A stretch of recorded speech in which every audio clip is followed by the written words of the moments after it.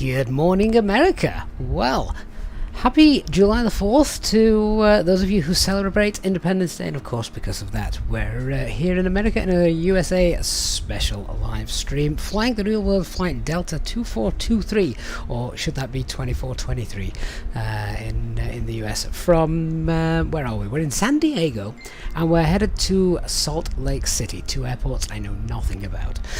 So those of you with access to Google, feel free to enlighten me on our route today. Doesn't this look stunning? As I spawned in probably about 20 minutes ago now, when I began setting up, the sun was literally just rising, and with the low level cloud, it's just it's so orange. It looks stunning, doesn't it? Yeah, really great start visually to the stream. We'll hopefully have a nice approach into Salt Lake City as well. Now, our aircraft is cold and dark because first thing in the morning, of course, it's the first flight of the day. So welcome aboard those of you that are starting to join us. So we've got Mark, Samina Moses, just Willie. Hey Willie, how you doing, mate? Simon Alexander, Dark Fury, Mike, Chill Out Flight Channel celebrating 5 months of membership. So thank you so much for your support over that time. Chill Out Flight Channel. Good afternoon to you as well. Jez, David, Danny Davis, sorry, and Danny Rubble. Good morning. You've just bought a San Diego on Latin VFR sale. Excellent timing. Tommy D, good morning to you as well. It's an absolute pleasure to be here.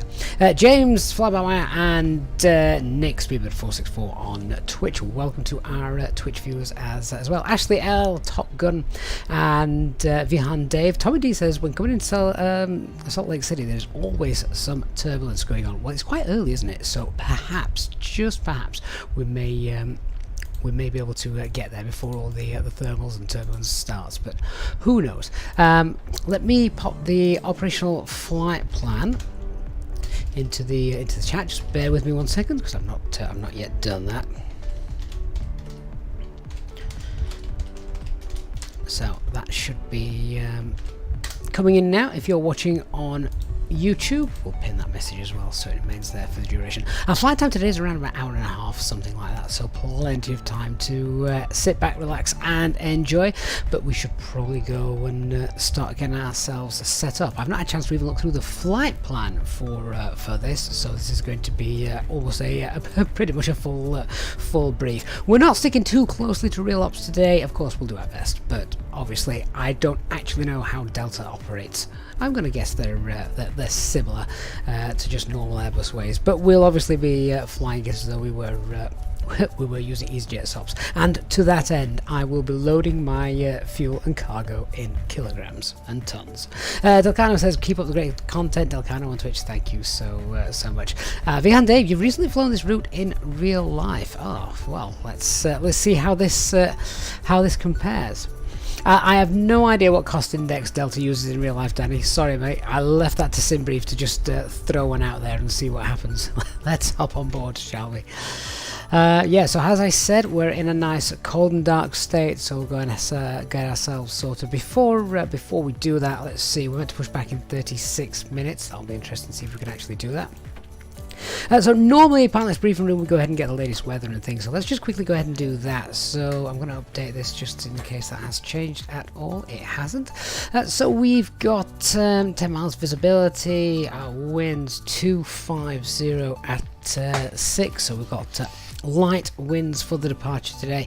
Overcast 2,300, so that's why it looks so hazy, doesn't it, this time in the morning. 18 degrees, altimeter is 299.5. And we've got yeah, so we'll go ahead and set that up. I just need to make a note of that. 2995. Let's look through our operational flight plan and then we can work out what fuel we're going to take with us. Dave, Delta uses 21. Well, that's going to get us there faster than EasyJet would, wouldn't it? Let's grab the OFP. Oh, we we used a cost index of 7. We could increase that, Dave. We could, couldn't we? Burn a bit more fuel, get us there a touch quicker. So shear rate of 5.3 at Bever, and I just love the names of the SIDS and stars in America. So we've got around 7.2 tons of fuel. Well, that's fair enough. Let's go ahead and just check the weather for Salt Lake City. Currently it's 170.15, gusting 23, but at least its skies are clear. 26 degrees already.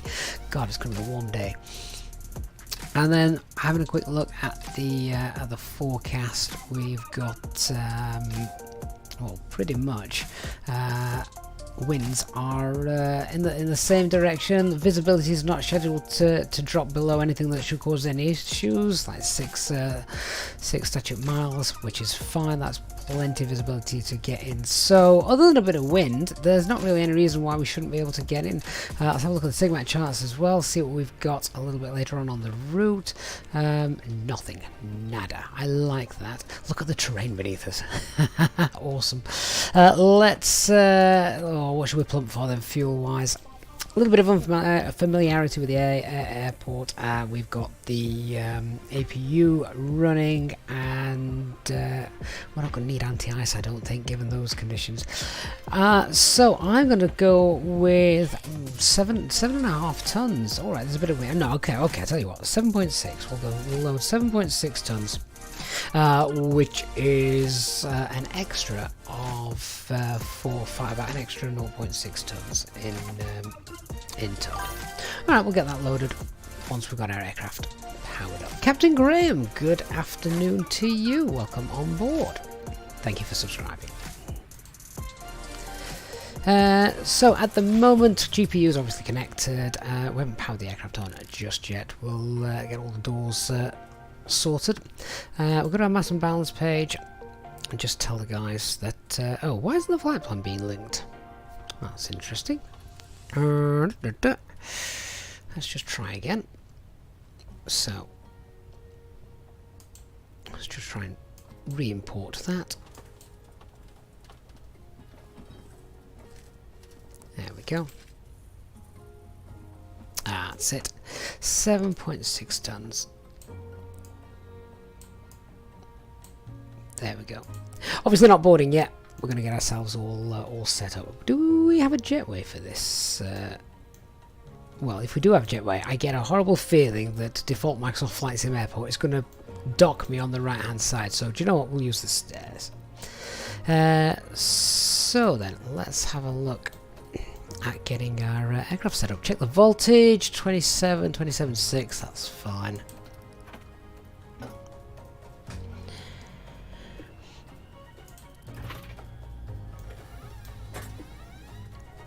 And we'll start going through the flows.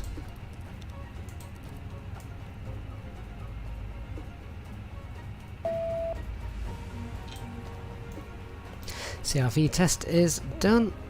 Let's switch that to captain. Again, Delta may use this to captain in person, but for our ops, we'll leave that. And now lights on. Packs come off until we're ready for them. Fuel pumps off. Before we start the APU, we need to do the test. Just waiting for the triple click.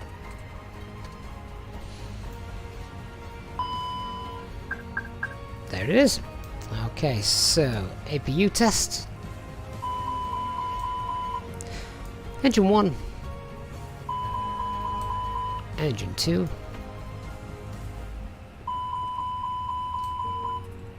There we go. Dave, Delta does it is in 132. What? They just go straight across, do they? That's very odd. That's not the Airbus way. But hey ho. Right, happy with that. Let's go and get the APU started. 1, 2, 3. Right, we've got some analog gauges today. So our current QNH is 2995. Let's go ahead and set that up. No brake fans either on this aircraft. So anti-skid is fine.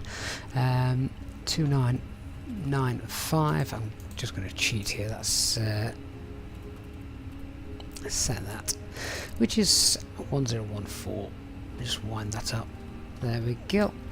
Come down here, check we're on Unicom, that's all fine. Shift that arm so I can actually see. Switching panel, thrust levers, engine masters, spoilers, and squawking 2000. I believe in the USA, I could be wrong, but that should be 7000. In Europe, of course, we squawk 7000. So that's all set. Let's come up to the FCU 2995. Flight directors are on 1 and 2. Constraints turned on as well. I'll pop the initial climb in there as well, which is going to be flight level 2-3. So that's all done for us. 6 minutes of the ideas are aligned, that's fine. We'll start turning some of the lights out as well as the sun is coming up. Don't need it to be too bright. Simon, in the US, is it 2200, the standby squawk? We'll go with it then, thank you. Learn something new every stream when I'm flying in foreign lands, and it's you guys that always help out, so thank you for that. We're also able to turn down the brightness on some of these displays. There we go. Right, so we start getting the box set up. We'll go to our ATSU menu and our AOC flight in it. Now is the APU up and running? It is, and the bleed air is on.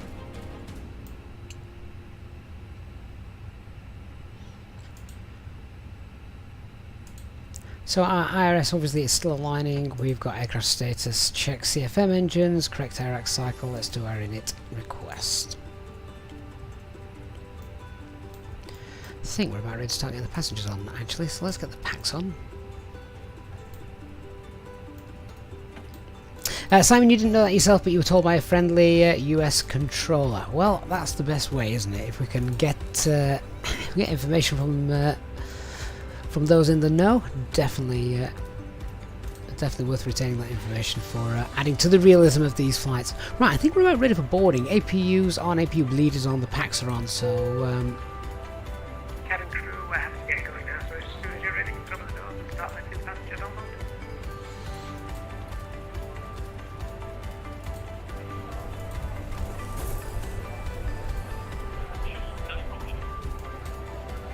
okay. And we're refueling and we're boarding.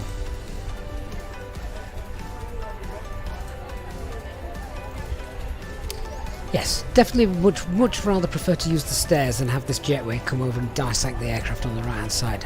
Only ever seen that in America though. Don't know how you guys have found that in Microsoft Flight Sim, but a lot of American default airports always try to get you loaded from the right side front door, which is obviously not very realistic. Okay, so let's go and set up the box then. So what have we got? We've got our flight number today, which is Delta 2423. So Delta 2423. Our alternate today is Boise, cost index of 7. Cruise flight level is 360. And that's at a temperature of -47. Ground temperature is 18, and the tropo is 49665. That's quite close actually.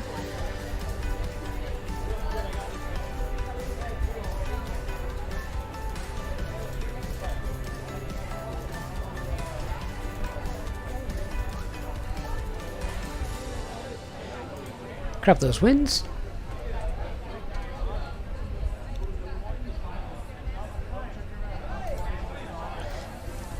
And we've still got IR alignment for a couple of minutes before the IRS is initiated, so we'll carry on setting up the box with our departure runway 27 in use, and it's on the on the zoo departure. San Diego, of course there is a standard instrument departure called the zoo. So we're on the zoo 2 departure, and we're going out by Mount Ball. I'm guessing that stands for a particular mounting. There we go. Now, as I am unfamiliar, I'm going to check this departure. Danny, you were waiting for me to pronounce the SID. That's the Zoo SID, of course. I'm going to check these though. So, do we have an actual routing? Somewhere on here? No, okay, let's follow it through. So we've got no turns below 520, and then Jetty, and then Zoo, George, Gruder, Pies, Nishi, and Mount Baal. Gruder, Pies, Nishi, Mount Baal. Fantastic. Just really indeed, it is a bunch of animals. Let's have a look at the arrival, which is going to be for 16 left, I believe. Now, funnily enough, the start in the operational flight plan, Simbri threw a bit of a wobbly and basically picked the wrong one. We don't want the one in the operational flight plan. We want one very similar, but we're flying around the airport and then coming back in from the north. So it's the Delta 6 arrival that we want. Now, which transition is this? Let me double check. So, is it Bravo or Mike? Let's see. Right, we come in via Mike Lima Fox.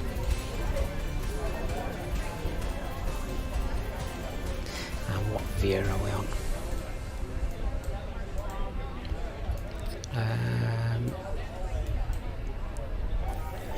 So it comes in via Weber, I think. Or does it? Might not come in via any of those, actually. No, I don't think it does. So we'll pop in Novia for that.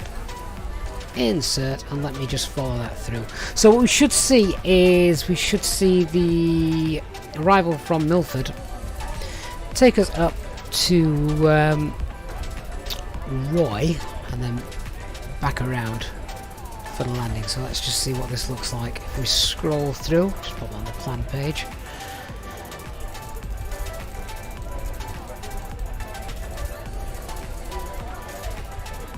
Roy with the manual leg, yeah, that's the one.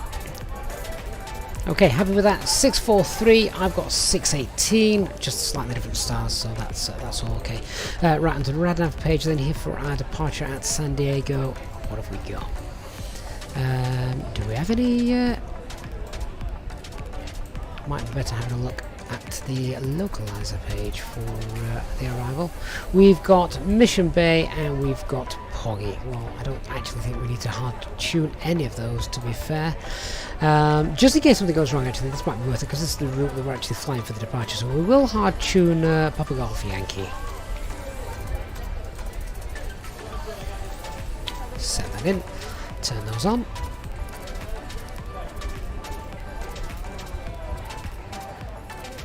Right, onto our init B page. Have we got a load sheet yet? No, we've not. So let's use our operational flight plan. So the zero fuel weight is 59.3. Standard CFG. Alternate fuel is, let's call that 2.1 tons. The alternate day is Boise, by the way. Fuel planning. We're taking 7.6. Aircraft says, our survey says 7.5.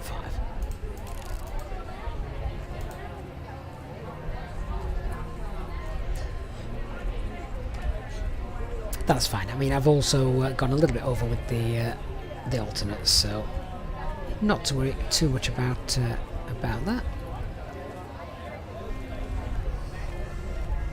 Willie, I was going to ask that question, but later on. I think they're the Rockies, aren't they? That stretch all the way from near Canada, all the way down. So that's our edit page. and then we need to do our performance, but I can't do that until we've got at least the preliminary load sheet. Let's jump to the secondary flight plan and start setting up the engine out procedure. So our engine out procedure for here is going to be continue to fly straight out on runway heading.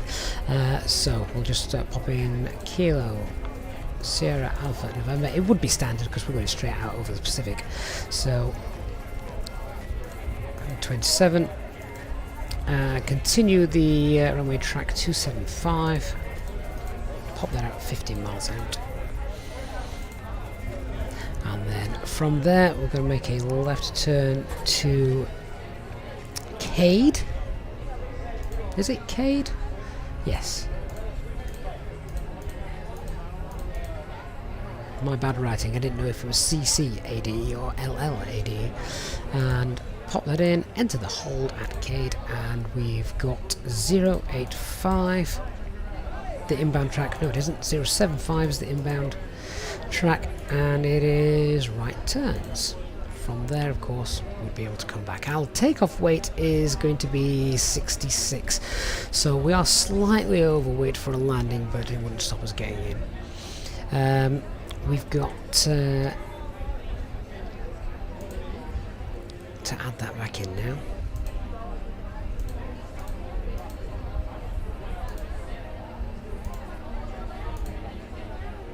So back for an ILS approach on to 27. Oh, do we not have ILS for 27? Is only our nav available? No, there's an ILS. I can see the ILS is right there. Where's the ILS for 27?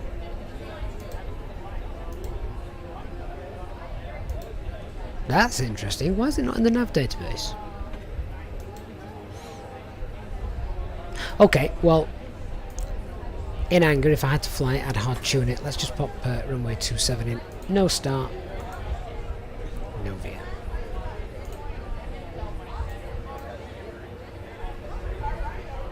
There we go. That's fine. And if I just zoom out on the plan mode, should see. Ah, beautiful. There's our engine out procedure, holding over the Pacific. Then we'll come back in to the centre fix and fly the ILS. Alright, engine out procedure is sorted. So I'm still waiting for that final load sheet. So whilst I'm waiting for that, let's do our departure brief. So we've already had a quick look at the weather for the departure here in San Diego this morning. That sun is, well, it's nice lit now. The fog isn't lifting, however, though, is it? Jump back to my flight and we'll just check the latest METAR. So we've got overcast 2,300 feet, 10 miles of visibility. However, QNH is 2995, so our runway condition is obviously dry. No problems there. Weather en route looks to be nothing to really bring to our attention. Arrival could be a little bit gusty, but we'll have a look at that en route. Aircraft is the Fenix A320, fully serviceable with the exception, of course, of the weather radar. Performance actually slightly better than we would normally get, as it doesn't burn an accurate fuel burn at the moment. No times for our departure. Let's have a look at the threats. So the threats for our departure today: one, unfamiliarity, because I don't know the airport, so I'm going to take the taxi a little bit steady today. To be fair, the taxi looks straightforward. And there is our biggest threat to the east of the airport, the east and north of the airport. Lots of Rockies. So if we had a problem, we lost things, and suddenly we just need to be very aware. SA, we need to stay away from the west of the field if something's gone very wrong. So we obviously want to stay south and west over the Pacific. So yeah, that big threat. Our initial climb is already keyed in. That's fine. So just have a look at these constraints. We've got a speed constraint, but 230 knots on the way out. I don't think we're going to worry too much about busting that. That's going to be fine. And we need to be, obviously we've got the constraints already hard coded in, so that is good. And then our initial climb is going to be flight level 230. Let me just quickly talk about the taxi. Taxi should be straightforward. So we're going to push back. I've jumped ahead a bit there, so this is a bit of a messy brief. But taxi, we're going to push back and then we'll taxi out onto Bravo. We're going to push back pretty much straight onto Bravo actually. So we're going to push back facing. In fact, let me just have a quick look outside. We wouldn't push back into the into there, would we? Or would we? Yes, we would. So we would push back into the gate, and then we'll taxi out onto Bravo. Bring the chart back up. Taxi out onto Bravo, and until I've got the performance done, I'm not sure yet whether we're taking full length. I would imagine we'll go full length, which is obviously down to Bravo 1, but we'll confirm that once I've got the load sheet and I do some performance calculations. Now, on departure then, straight out, no turns below 520. We're not going to be doing a single engine taxi either today because there's not enough time. Noise abatement procedure, I believe it's just going to be noise abatement procedure 1 as we're flying straight out. Initial climb is flight level 230, left turn is our first turn, and transition level is flight level 180. Let's have a look at the emergency brief. So standard Airbus emergency brief, and engine out procedure is also standard, so we'll fly standard technique, 12.5 degrees pitch, etc. If we've lost an engine at V1, we'll get ourselves up once we're safely up, and once we're past 1600 feet, we'll make a left-hand turn as per the secondary flight plan, and we'll just enter the hold. Then we'll decide what it is we're going to do. We are slightly overweight, so we may have to hold and burn a bit of fuel before coming back in, but to be fair, we're only a couple of tons overweight. It's nice, decent length of runway here, so we can run the overweight landing procedure to come back in, unless there was some particular traffic delay and it wasn't urgent that we returned. But if we were holding and looking at coming back, then it probably would be urgent, wouldn't it? Minimum safe altitude for the initial departure is 5,400 feet. If we're going to enter the hold, then we might as well enter the hold nice and safe at, we'll get ourselves up to 6,000 feet. If, however, we've lost an engine, then we can hold perhaps a little bit lower. Have we got any information on that? We've not actually, but we can probably enter the hold quite low down, so we're not having to climb up on one engine. Either way, hopefully none of that will happen. Right, I think we're about done. How are we doing loading then, passengers? Let's see. Oh no, we're still nowhere near. Alright, well, refueling is completed. Let's go ahead and get the fuel pumps on. External power can disappear. Get the seatbelt signs on as well. Have I got a load sheet yet? Nope, still not got a load sheet. Right, I'm going to send the first officer out. First officer George, go do your job. Oh, it's not even sending me a load sheet. Well, that's concerning, isn't it? That's very concerning, actually. I don't think I've ever seen that grayed out. Why is that?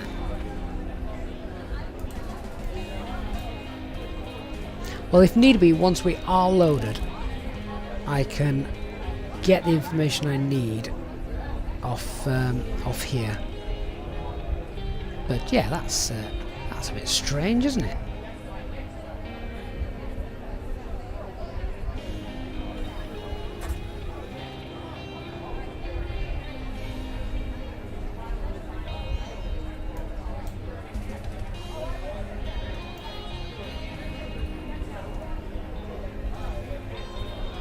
Oh well, never mind. There's more than one way to skin a cat.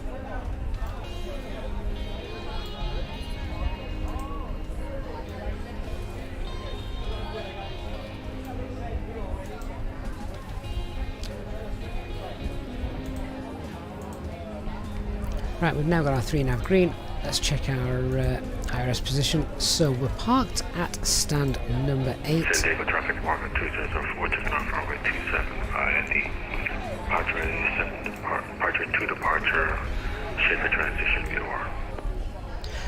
So 3244 north and 117.118 west. Perfect.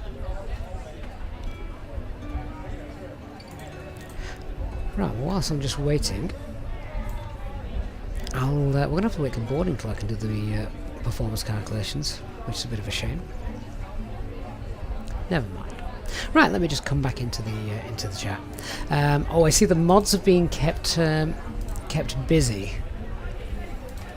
Yeah, we keep blocking those guys. We're even on a subscriber-only chat, so how they get through, I have no idea. But they find a way, don't they?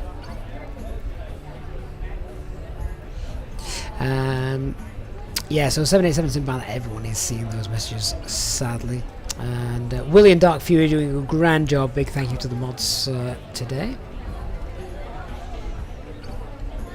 Vatsim Pan says, hi, catching a live daytime stream for the first time while sitting by the pool in Gran Canaria with an ice cold beer. Cheers, everyone. Do you know how jealous we all are now, Vestan? That sounds absolutely amazing.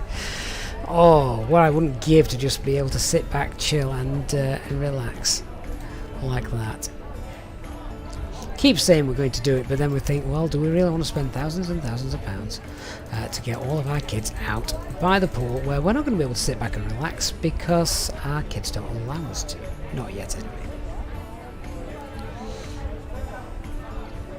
But that does sound really nice, Festan. What's the weather like in Gran Canaria? Is it any good for you? Hope so. You don't want to go to a holiday destination like that and have wind and rain, do you? That would be depressing.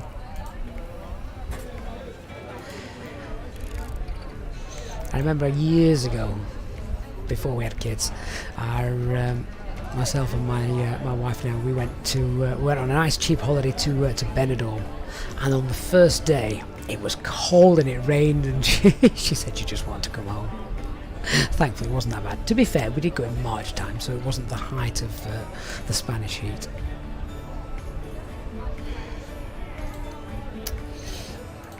Oh, I've just realised, my apologies guys, we've got an A320X in the title, haven't we? That is of course incorrect. We are in the Fenix. Let me just quickly go ahead and change that. So apologies for that, guys. And apologies to those of you on Twitch as well. We probably also have the same issue. San Diego traffic walker 2004, clear runway 27. Brian, you need to put the kids in a kennel for a week and take George on holiday. Well, he does deserve it. Blessing. Danny says also you have to go in the school holidays as well, where the prices go up. Oh, indeed. Absolutely they do. We don't bother looking now at the official holidays list that school sent out. We just jump straight onto the Centre Parks website and look at their price listings for the week and months ahead. We know exactly when school holidays are. Right, well, I've got most things all set and sorted now. I'm just waiting for everyone to get boarded and then I can run the performance calculations. Just don't have any load sheet to speak of at the moment, which is a bit of a shame. Brian Crawley, good afternoon to you, sir. Hope you're doing well.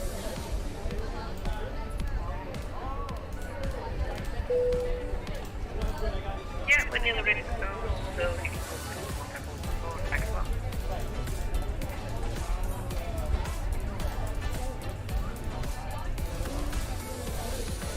Boarding is still underway, but we're almost done. It shouldn't take much longer.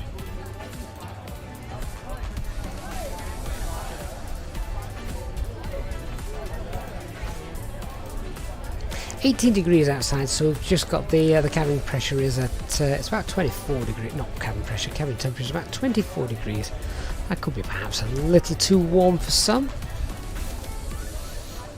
Should we just turn it down a tad?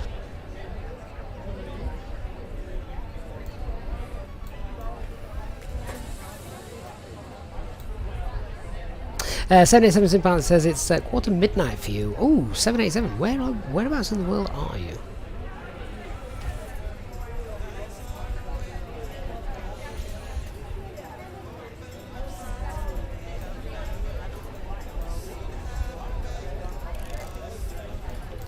So what we're going to do is we're going to get our performance information off these live figures here if they're not going to send us a load sheet. But we obviously can't do that until we're ready. Oh, simple. If you're in Australia, yes, fair enough.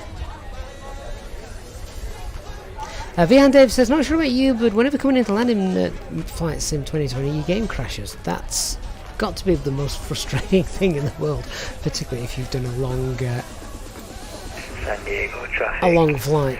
Southwest 1549, stand 5, pushback start facing north. Sounds like there's a party going on back in the cabin, doesn't it? Right, well, our copy preparation is almost complete, just with the exception of the final performance figures. So we'll run the checklist through, but obviously our signs are now on and auto. And here's we've got 3 nat green. Fuel quantity is 75707 pounds. 7 GS is set. Altimeter is 2995, 20 feet. Fuel MV, road to 100k. Good afternoon. Happy 4th of July to everyone that's celebrating it. You can tell I don't fly in the USA very often, because as I look around outside, I have very, very few model matching liveries for US airlines, unless they're flying the main ones. I have a lot of the main liveries. Who said that? I think there's only me and Dark Fury here. Oh no, another aircraft I can see there. Look at the mist. This mist is awesome. What livery is that? Oh, we have another Delta livery over there. That's quite cool.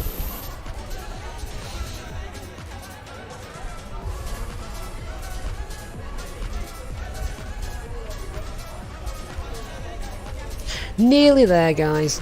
Just another 8 passengers to go.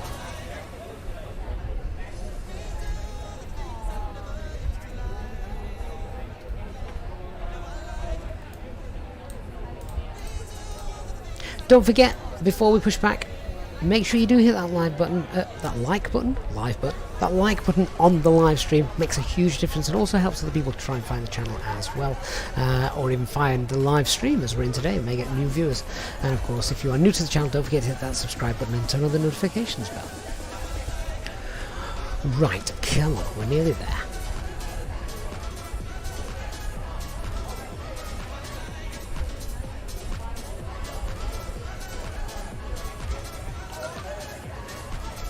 Top Gun, can I explain how I set the trim wheel before takeoff? I can indeed.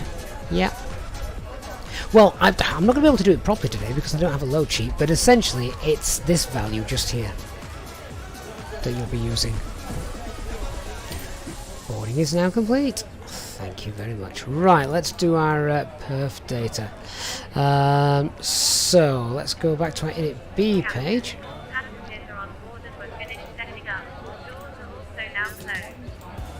That's great, thank you. So zero fuel weight is 59.2. What have we got? 59.3. I'll go ahead and amend these. 59.2 and 31.2.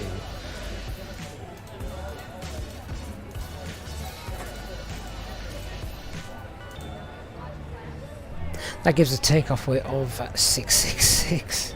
I think it was that the other day as well, wasn't it? So that's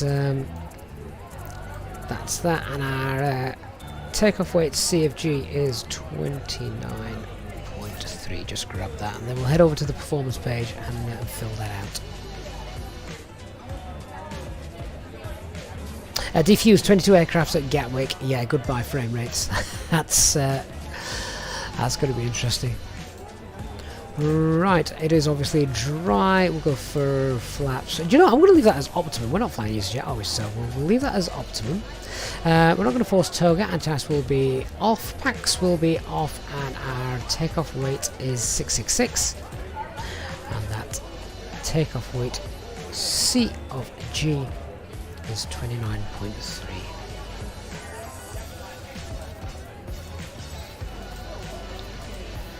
Grab the weather. Now we've got the intersection data here. 4 entities. 57157 Flaps 3. Right, okay. Didn't expect that.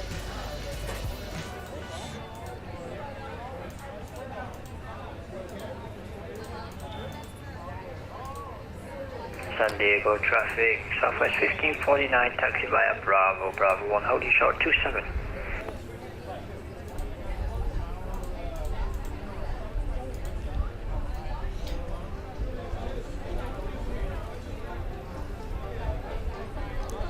cabin door open there. I'll try and close these. I just noticed self-loading cargo was having a little bit of a moment, and yeah, the doors are open. Let's get those closed. There we go.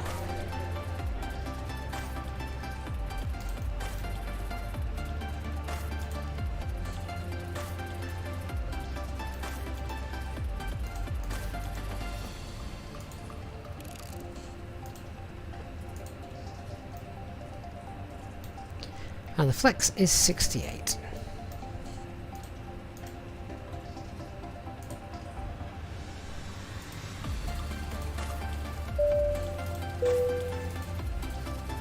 Ladies and gentlemen, from the flight deck, this is your captain speaking. My name is Gavin, and I'd like to welcome you aboard this Airbus A320 neo aircraft. Our flight time today should be as scheduled, and we're not anticipating any delays or any bad weather, so we should have a nice, pleasant, safe flight for you. In the next few minutes or so, we'd like you to get yourselves seated, sat down safely with your seatbelts fastened, and make sure the hours are given to the back and the crew allows other fellow passengers. The ground crew are nearly finishing loading everything into the aircraft, so we look forward to a safe and flight with you today, and we thank you for choosing to fly with the Indigenous. Thank you. Quick double check that we haven't got any ATC. Sadly that is the case. Right now, just to confirm, our cockpit preparation is indeed complete. Signs are on an auto. It is 3 now green. Fuel quantity. APU's probably burnt a little bit, but we've got 7550. Oh yeah, there it is. The jetway was connected to the wrong side again. FMGS set altimeter is still the same, 2995. There we are. Squiggly one says, nice to see a US ops. Yeah, and you know what? I like doing them. Something a little bit different. Krubby says, you think Delta SOPs is to leave the packs on? I think all SOPs leave the... oh, sorry, packs on for takeoff. Sorry, I thought you meant packs on for the passengers. Well, I'm still EasyJet SOPs through and through, but there we go. Hey, Mark, hope you're well. Right, let's double check we are on Unicom, and we'll make the call, and then we'll get ready to push back. San Diego traffic, Delta 2423, stand 8, pushing back.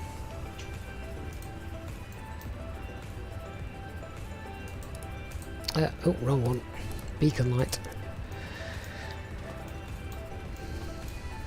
And transponder. Thank you, precious in the green, nose wheel sprayer is disconnected. Let's go.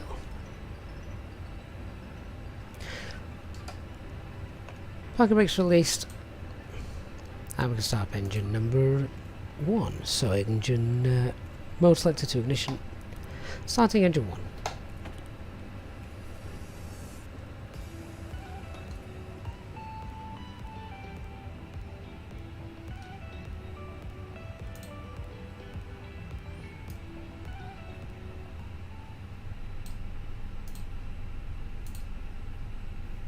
So we're going to push back into the gate, and then we'll taxi out.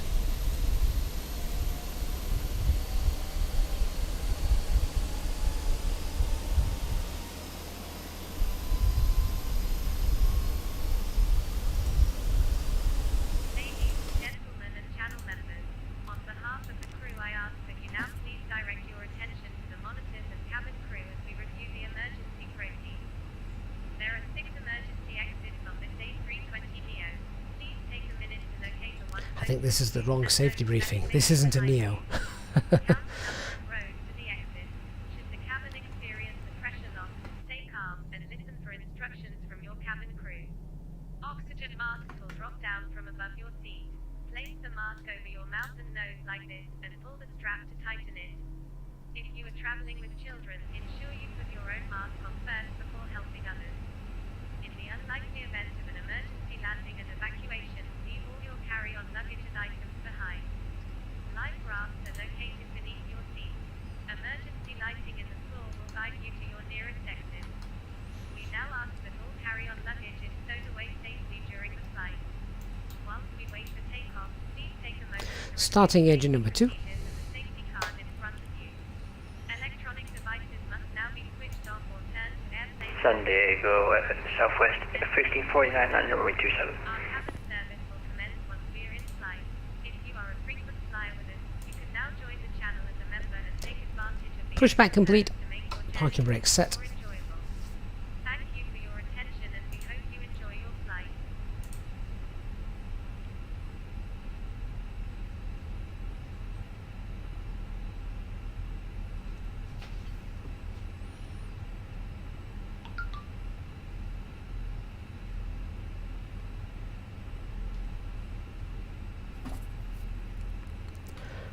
So wait for engine 2 to finish. Where's our tug gone?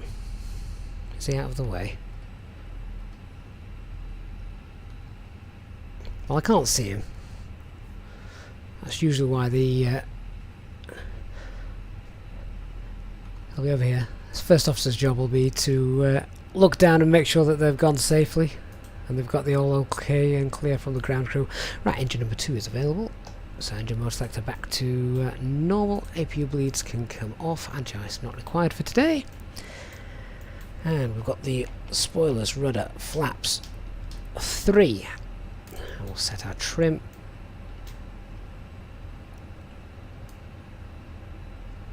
There we go.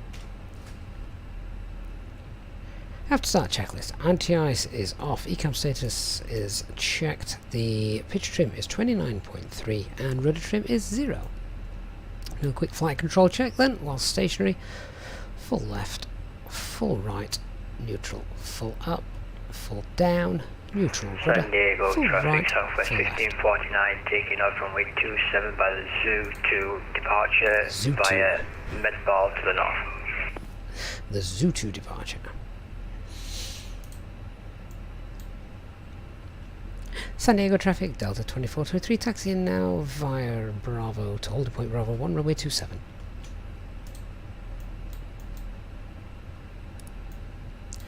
So the lights are on, weather radar.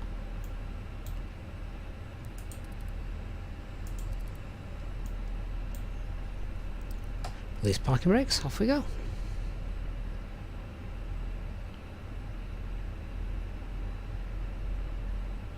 Oh, there he goes. Might have just seen Dark Fury there, departing. There he is. What livery are you flying, Dark? Obviously you don't have to answer that right now as you're in a critical stage of flight, but just wondered.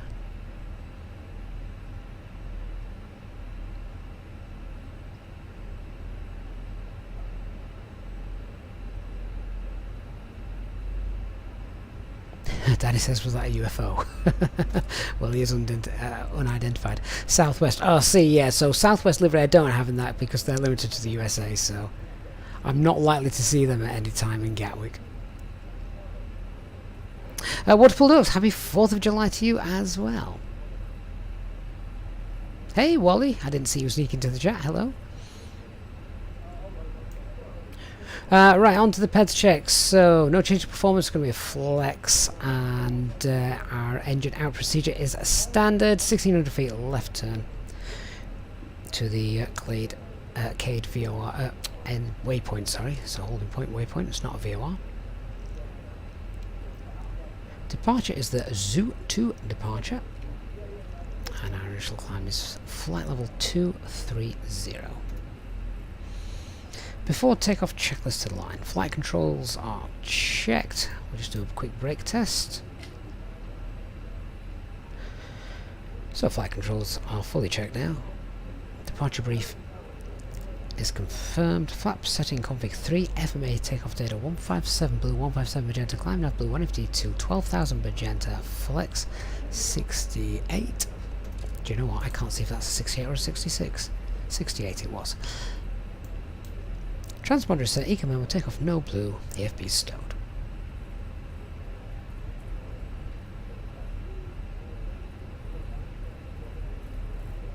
787 Sim Pilot, we're on Vatsim, we're not on a server so to speak. Jonathan, welcome back to the USA. It doesn't seem that long since I was here actually. Craig Salter, hi mate, it's indeed been a long time. How are you doing? Great to have you back on board for a flight this afternoon.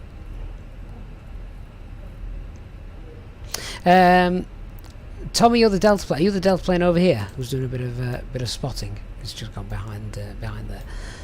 Good to see you.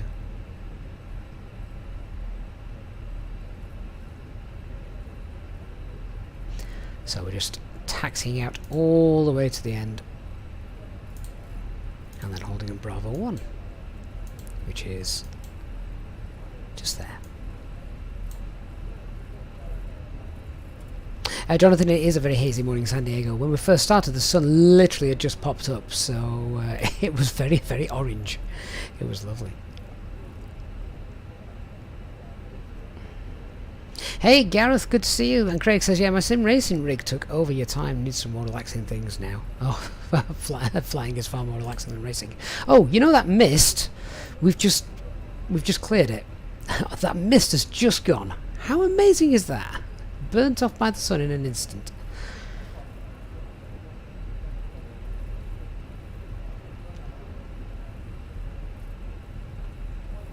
That looks like quite an impressive approach, this, actually. There's seems to be a bit of terrain. Not loads, obviously, but plenty of trees and things, and a slight hill. Interesting. Dan Skelton, good afternoon, everyone. Good to have you, Dan.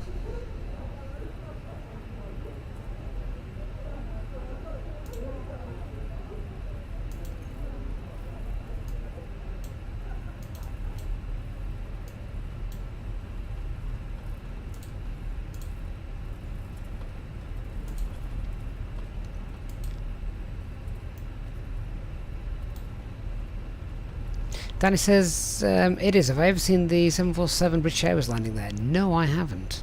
Oh, I miss British Airways 747s. They used to fly over us regularly, and so easy to spot.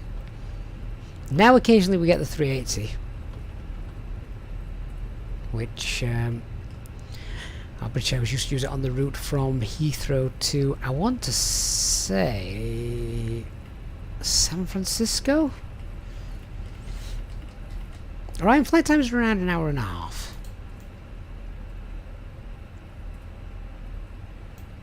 So even though I don't fly in the USA too much, I still do have everything downloaded for it, you know, all of the updates and the world updates and things.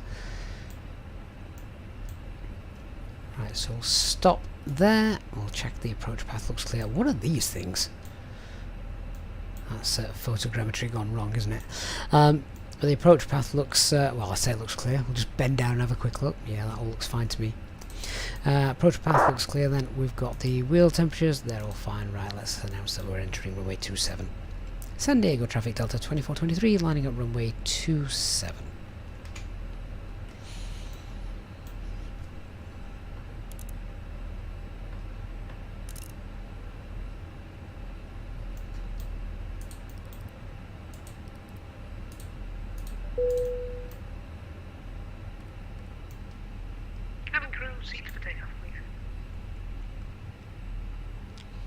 Ryan says it's modern art. I mean, who am I to say? Maybe they're in real life.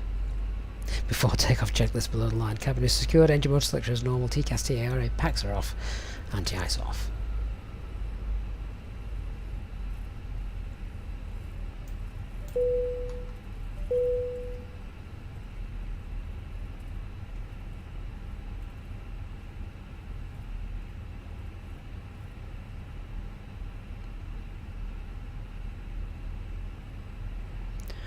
Right, I really do look forward to flying in America. I love the scenery that we get down below. So different to Europe.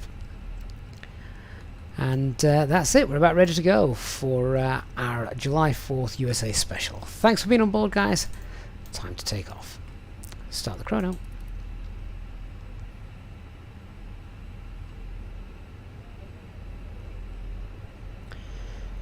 %, N1.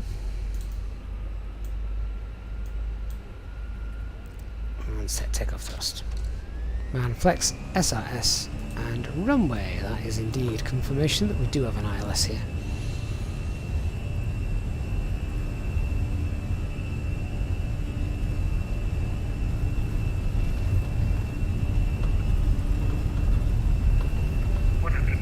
Checked.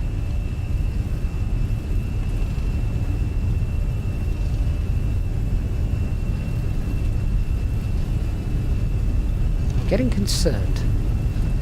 V1, rotate. The end of that runway was coming pretty sharpish.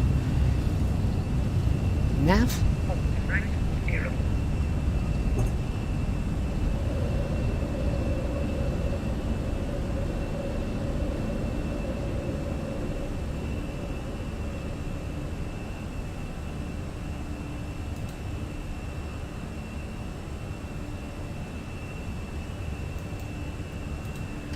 Autopilot 1 engaged. Thrust lever's moved out of the tent slightly there. Let's get auto thrust back on. Thrust climb. Flaps 1.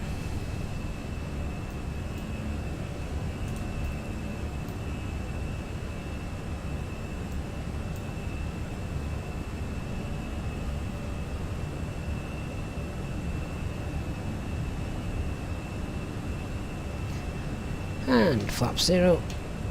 Spoilers disarmed.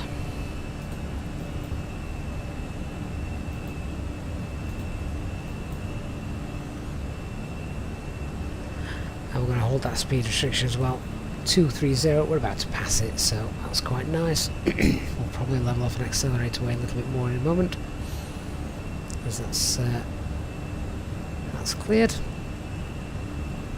There we go, jump to 250. Check those temperatures. It's still warm enough outside that we don't need the anti-ice as we come through this cloud layer. So thrust climb 230 blue. Here's the cloud layer.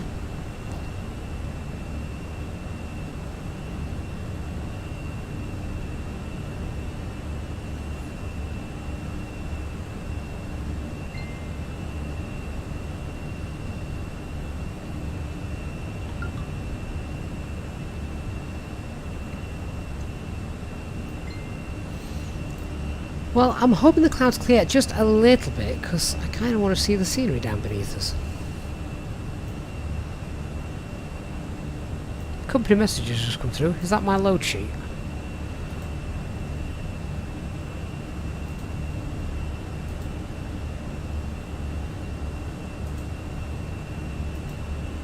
Yep. Fine, we'll accept it.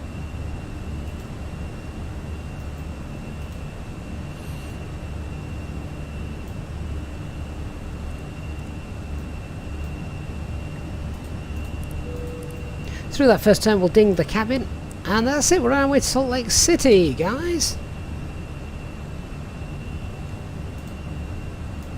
Let's hope we can actually see some scenery beneath us at some point. Ladies and gentlemen, we'll shortly begin our cabin service as we continue to climb to our cruising altitude. You may now use your electronic devices. Rechargeable battery packs are also available to purchase from our cabin crew. You can also ask them about joining our frequent flyers and becoming a channel member. Thank you. Coming up on 10,000 feet, we'll get the lights off.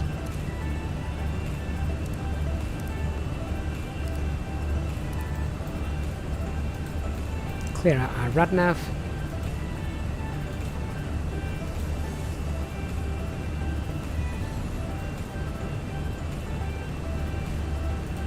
Check the progress page. We want flight level 36. That's going to be fine for us. Let's continue the climb all the way up then to flight level 360. 360 blue. Ooh, we've got lateral deviation as well in this aircraft.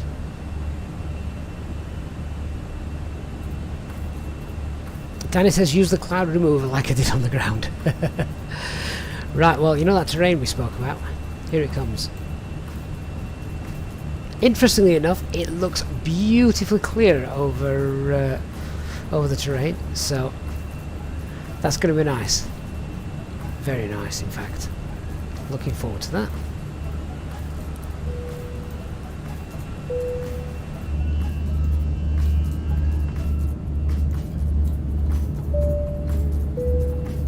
Ladies and gentlemen, the captain has now turned off the seatbelt sign and you are now free to move around the cabin. We do recommend, however, when in your seat, that you keep your seatbelt fastened at all times in case of unexpected turbulence.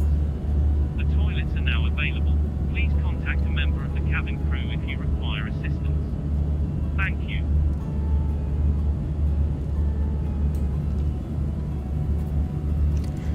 It has to be said, and I don't know if you guys agree with this, do tell me, but do you find that when it's working, and to be honest it's very rare that it's not, but when it's working, live weather is far better than any of the pre-selected weather you can choose, like high clouds, light clouds, overcast, scattered clouds, that sort of thing. Live weather is just, well, it's alive, isn't it? It's something different. Like yesterday when we were coming in, it started raining as we arrived into Belfast. It was just beautifully done. I love that kind of stuff. Andy boys, good morning from Toronto. Hope you're well. Fiando says can't wait to get to Salt Lake City. It's one of the most scenic approaches in the Isle. Have to remind me to fire up the replay tool then when we get there. In the world, Dave. There we go. In the world. Barry says apart from the occasional Freedom Eagle flying along, there's not much difference between the USA and Europe once in the air. I'd have to disagree there, but I really would. I think the terrain down beneath looks completely different, in a good way. Maybe I'm just so used to seeing Europe.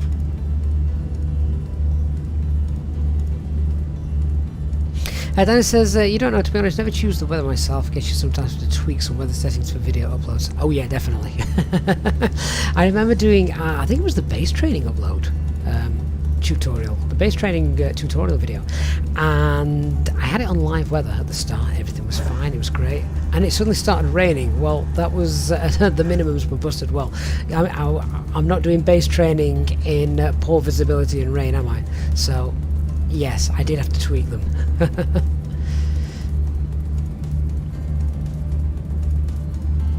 787 Simpala is burning the midnight oil.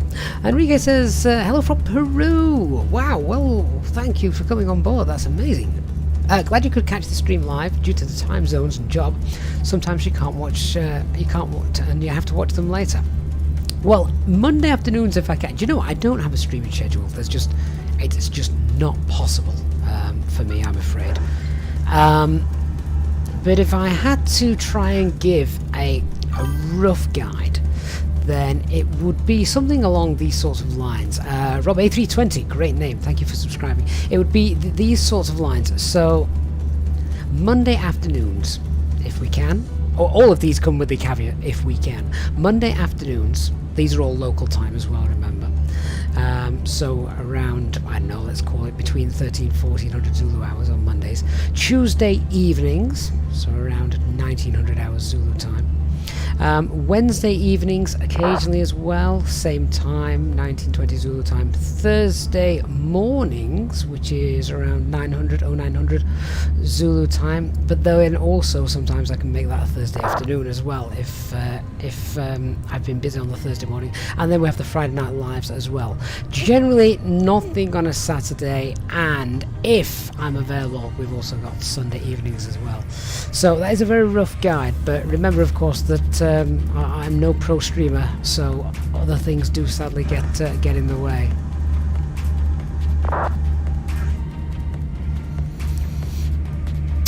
Captain, we're on the Vatsim server, so we're not flying on any other server, as in multiplayer or anything like that. So Danny, yeah, Sunday evenings quite often. That's okay as long as I've not had a full day out on Sunday. It can be pretty tiring. I just need sleep. HD Simulation says, welcome to the US from Tampa in Florida. HD, good morning. Are you doing anything good today for Independence Day?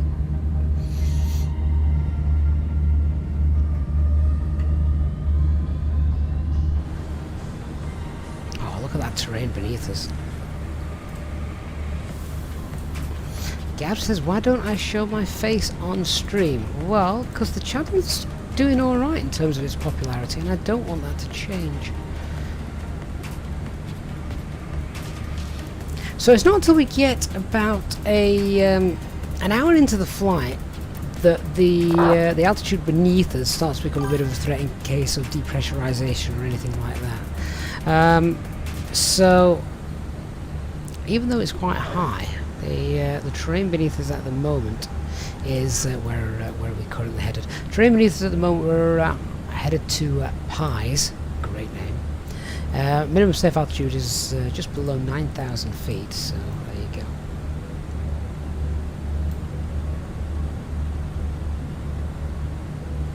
go. Dave, can I fly to Tampa one day? Never say never.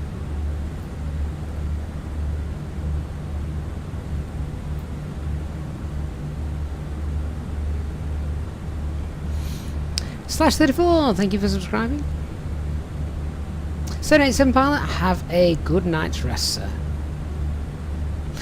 /34 says, you're new to the channel, have a question. Is this game online so you can join? Well, yes and no. So it's obviously it's a payware game, or simulator. Let's call it a simulator. It's a payware simulator, and yes, that multiplayer is available. So once you've obviously got it, you can fly around the entire world with your mates that have also got it as well. HT says, yeah, chilling back with the family and enjoying your stream. If only I could stream all day for you guys. Jonathan, why would someone show their face on stream? Vanity. Well, it'd ruin the illusion anyway, wouldn't it? Surely you guys want to see the instruments, not me.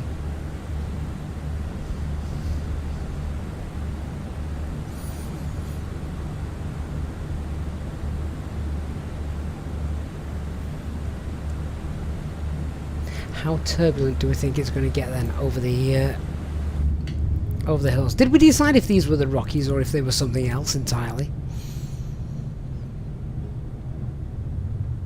How great does that look? The detail down there. Look at this. That is amazing.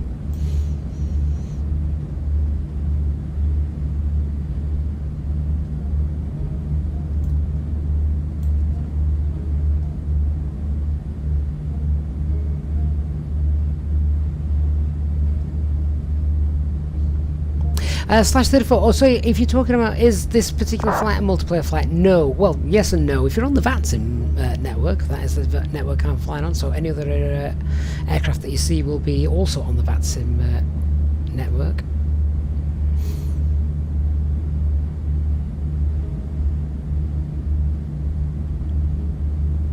Jonas US says it's the right. Thank you. It's the Sierra Nevada mountains.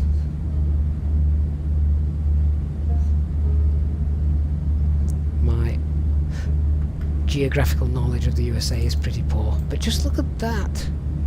This, see, who was it that said America and Europe looks the same? You don't get these views in Europe. You just don't. Just like random farms scattered out. The problem with Europe and England in particular is everything is so crammed. It's such a dense place. You come to somewhere like America, there's just vast open wilderness for miles and miles. And watching that landscape change as you fly over it is something that is amazing to see.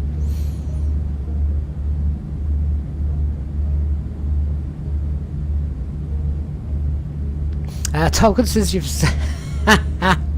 since I've never seen your face, I always picture you as Gaz, Robert Carlyle from The Full Monty. As long as you're not picturing me as the end scene, that's fine. He's Scottish though, isn't he? He did a great job of depicting a Yorkshire accent.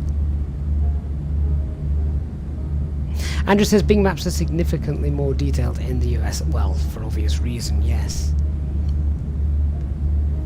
Jonathan, that's the Salton Sea off to the right. This just here looks like we're going to be flying over pretty soon.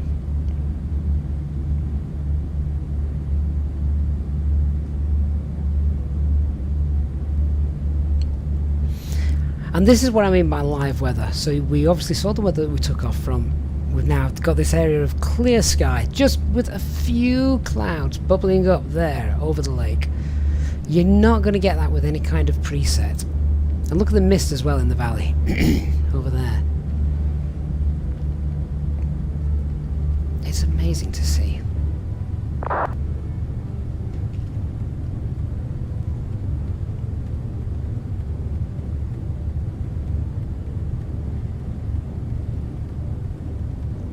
GK, have I had any more thoughts on the next Discovery flights? You mean the, what was the I-95 in the first series, the Iconic Journeys flights?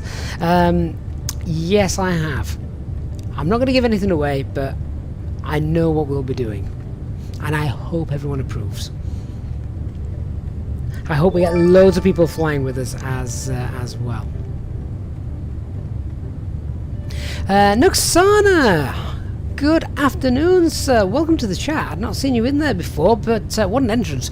Gifting 5 EasyJet SimPilot memberships. Oh, Nuxana, that is incredibly kind of you. Thank you so much. And so welcome to the channel membership there for Jonathan, Gareth, Sarkotech, and Howling Crazy as GD as well. Oh, Nuxana, thank you so much for your support of the channel.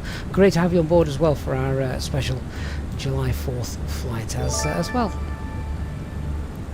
Jonathan says we're over Palm Springs. Are we? I hear so much about Palm Springs in films. Don't actually know what that is.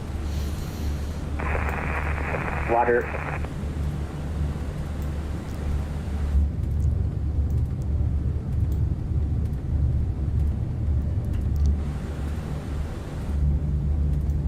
When the aircraft obviously tilts left and right to turn, that's when you get the best views. Look at that. Palm Springs traffic Delta 509, number 5. You're not getting this in Europe. So if you are now a channel member, please make sure you get yourself into our Discord server as well. You can get yourself in the members lounge. Jonathan, Palm Springs is a vast resort and retirement region. It looks nice. So the lake, what was the name of the lake again? Sorry, is that? I mean, it's huge. That lake from up here looks like the size of the city I live in. So it doesn't look like a sea. It looks like a ocean surrounded by land. But is that the kind of lake which, I don't know, does it have like a good water's edge? Is there any kind of beach or anything like that? Imagine just having a beach in the middle of the country. What a great way to spend hot days.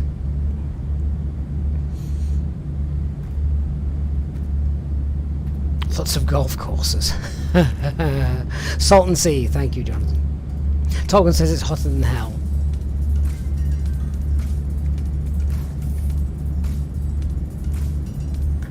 And it's very shallow, really?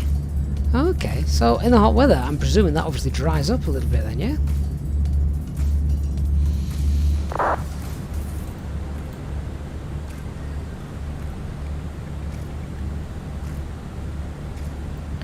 Right, we're on the ground in about an hour and 15 minutes. We're nearly at our cruise. Orion Microsoft Flight Simulator has come a long way. Oh, absolutely. Craig says, what was the line down there? Train line? Some kind of pipeline? Oh, this here. Is it a stream? No, I think it's just a highway, isn't it?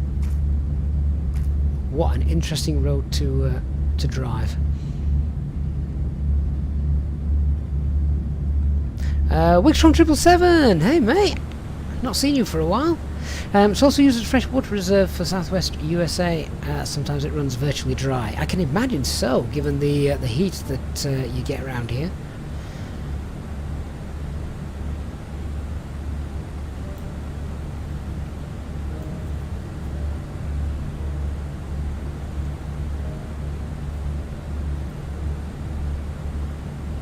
Awesome views. It says it might be the I-10 highway. Well, there's another iconic journey in the making. Rowdy Rod asking Andrew if he's in Antarctica. Driddy, you can't imagine how you could get away if your car broke there. Oh, you do. Yeah, to AAA or whoever it is in America come out that far.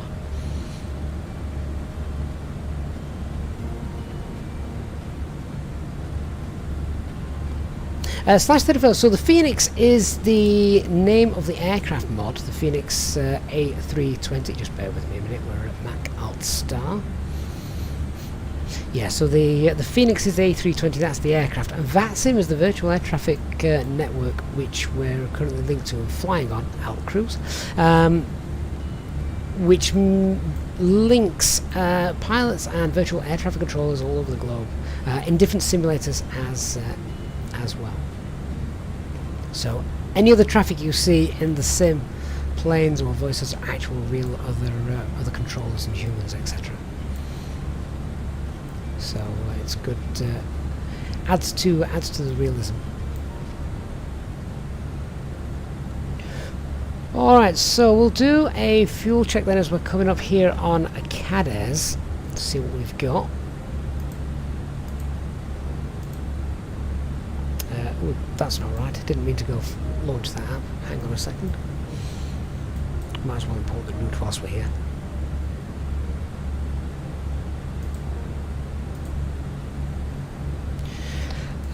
So where are we? Cadiz, did you say? About 23 minutes into the flight, we should be overhead. That looks good to me. Let's see, what fuel should we have? We've got an extra 600 kilograms, so about 5.6, 5.7 tons. Oh, spot on. So that's good. Let's look through the SD pages.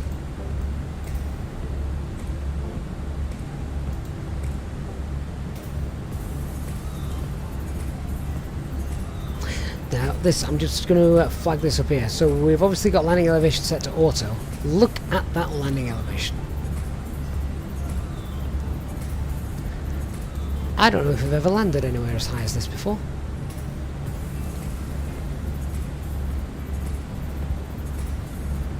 Jonathan says it's also depressing to see how many of the businesses around Salton Sea have been abandoned. Is that due to COVID, or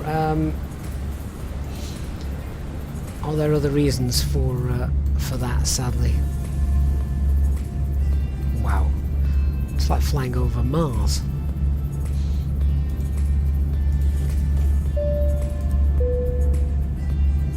Ladies and gentlemen, from the cockpit once again, just let you know that we've reached our cruise level for the flight today. The cabin crew will be making their way around, serving drinks, hot coffee, teas, etc. So please keep any aisles clear of items, and we might just sit back and enjoy the rest of the flight. Thank you.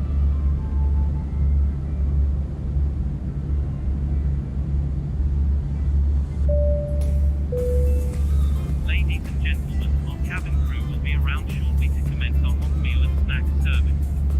Please ensure that your tray tables are in the downward position. To assist our cabin crew, please keep the aisles free of bags and any other items you may have. The food and snacks menu can be found in the back pocket of the seat in front of you. There is also a children's selection of food and healthy snacks available. Please dispose of any rubbish you may have in the bag provided at the ends of the aisles. We accept payment in cash or credit and debit cards. Thank you for your support of this channel.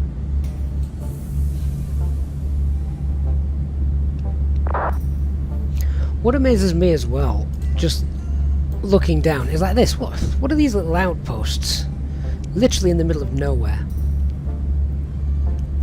And I tell you what, I bet is amazing in real life. If you do happen to be in this neck of the woods at night time, when it's pitch black, I bet you can literally see millions of stars, the likes of which you can't normally see due to light pollution.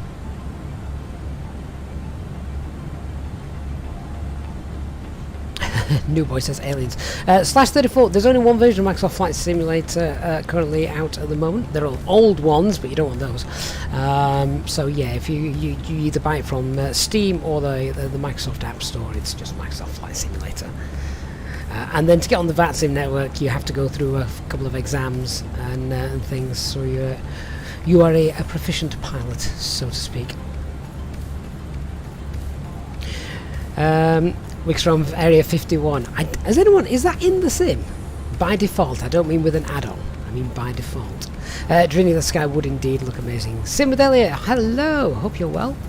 Jonathan says, so the demise of the development around the Salton Sea occurred in the 60s and 70s. Oh, as early as that, as the lake dried up and became increasingly an unpleasant place, with the salt content being too high to sustain much life. Oh, so that's fishing out the window then.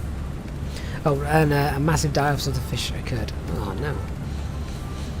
Danny says, I can't imagine Area 51 is in the sim by default. I mean, Azobo may have put it in.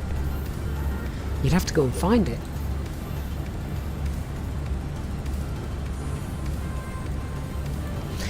Slash said, well, you have it because of Game Pass and Cloud, so you don't know which version you have. Well, you can't play Microsoft Flight Simulator unless you're on the latest version. One of the caveats with Microsoft Flight Simulator, so you will have the latest version. But what version you have is completely separate to Vatsim anyway.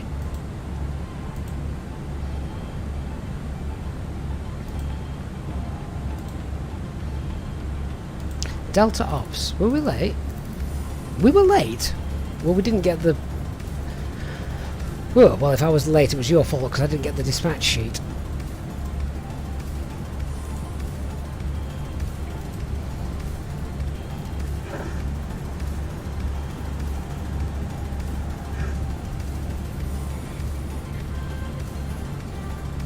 Well, OTH it is.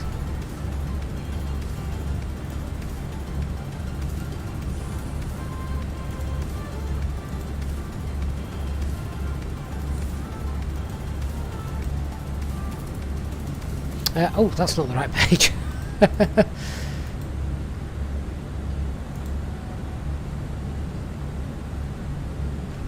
Let's just go forward a bit. I clicked the wrong side key, line side key. There we go. I'm going to start looking at the approach in a minute because I don't know it. I'm unfamiliar with it, so we want to have a good look and see what's happening.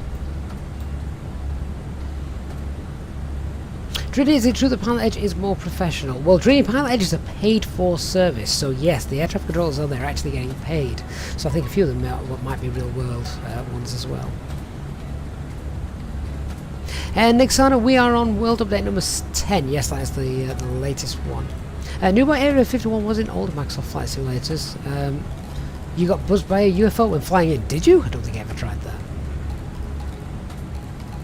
Jonathan, we've also just passed over Death Valley where temperatures have been recorded as high as 134 degrees F. What on earth is that in Celsius? What's the trick? Minus 13 divided by 2, isn't it? So, around 52 degrees Celsius, using that very loose rule of thumb. Dark Fury says Area 51 does have an airport named Homley Airport. Homley Airport is the official name for the facility, and Kilo X-Ray Tango Alpha will show up on the map in Microsoft Flight Simulator. That's interesting. Jonathan will be over Las Vegas very soon. Well, yeah, that was one of the reasons that I thought this would be quite a nice flight to do, because let me just bring up the Navigraph map and show you the flight routing. Yeah, there you go, look. So I thought this would actually be a really, really nice little flight. So Las Vegas, we're going to see off to the left-hand side of the airport, of the aircraft, sorry, and then we're coming in to Salt Lake City.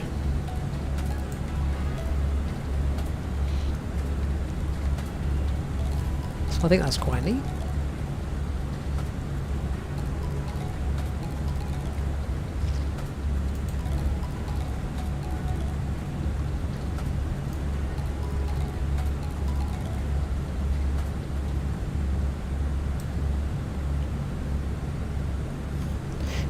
Simbadelia, is my livery manager opening from the Phoenix software? No, it isn't, so you have to run it separately, but it's fine, you do that. I can't recall really a time when I have both running anyway. The only time I have the Phoenix app running is when I've got the simulator running, and I'm not going to play with the livery manager whilst the simulator is running, so yeah. Jonathan, 56.66 Celsius. That's a lot.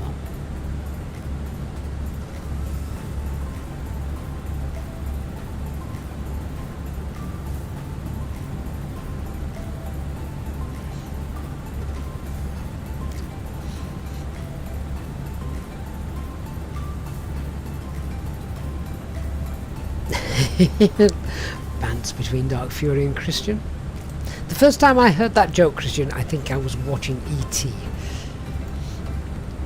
and I didn't get it because I was about 7. E.T. was quite scary for a 7-year-old. There's one scene now that still makes me recoil. Can we guess which it is?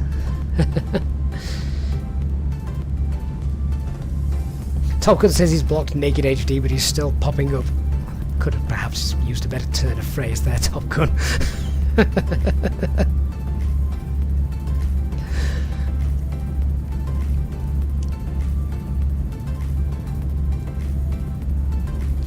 Let's have a look at these charts for the arrival.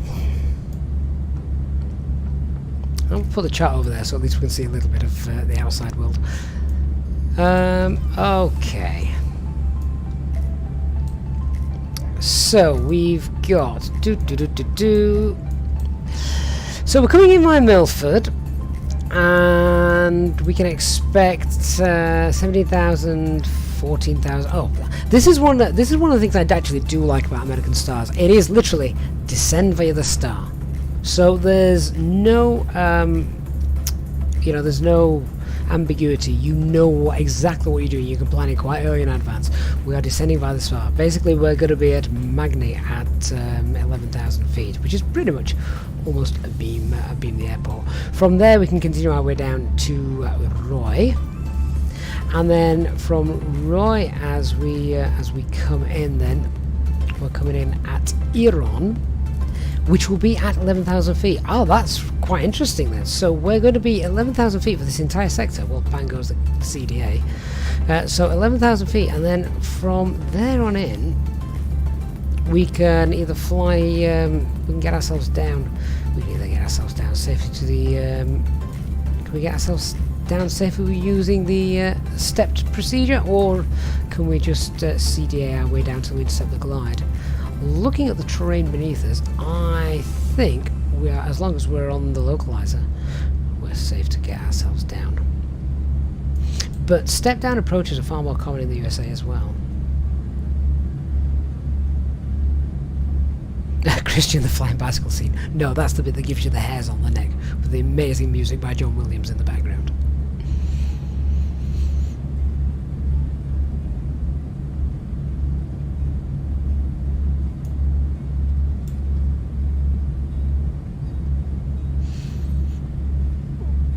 So, bear in mind, I know this seems really high, 11,000 feet, but we've got elevation of what, about 4,220, 230 feet, haven't we? So, we're coming in runway 16 left, or at least this is what we've briefed. We're on the Delta 6 star. Platform altitude is 6,000 feet. Transition altitude, of course, is 18. The MSA as we're coming in then is 11,000 feet. And the weather is still very good at the minute, so it's going to be Cat 14427.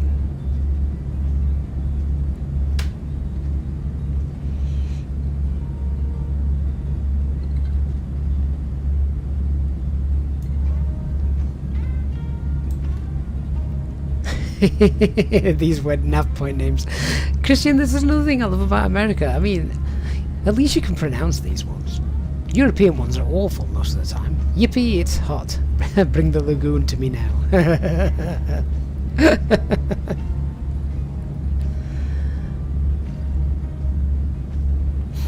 Jonathan says he thinks 3 airlines do this route in real life. Obviously Delta does, which is why we're flying it now. Because yes, this is a real life flight, including the call sign as well.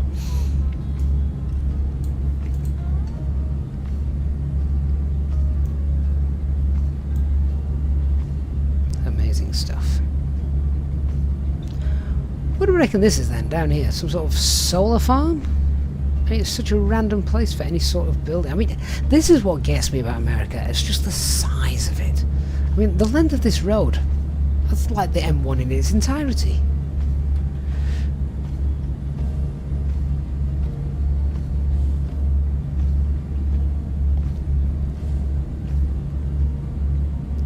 Right, let's get the latest weather. See what's happening in Salt Lake City then. Las Vegas is... Las Vegas is... Let me just zoom in a little bit. Are we actually going to see Las Vegas? We're close to it. But...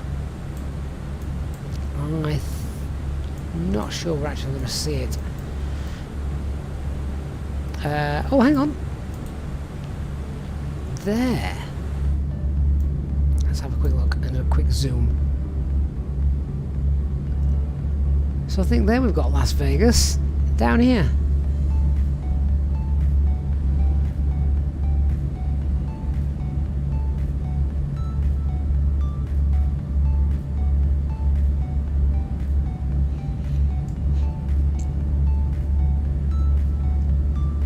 You can see the history of the urbanization. Wherever there was water, there were dwellers. Wherever there were dwellers, they built communities, and those communities obviously built bigger and bigger and bigger. Toglan says that is a huge solar farm outside of Las Vegas to the south. Well, that is indeed exactly what it looked like. Sally says we'll be able to see Hoover Dam and Lake Mead too. Do we reckon?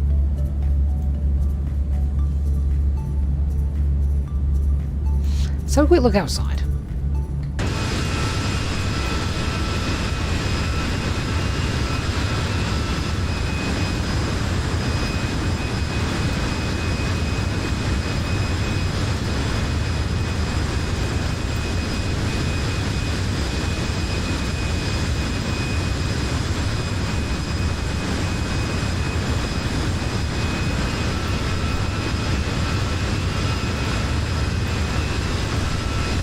Because that is the Colorado River, isn't it? Jeff, I don't have Las Vegas scenery. I don't have any USA sceneries, basically, except the default and whatever is freeware. Just because I don't fly in Las Vegas that much. All right, so strange seeing me flying Delta. Yes, but there it is.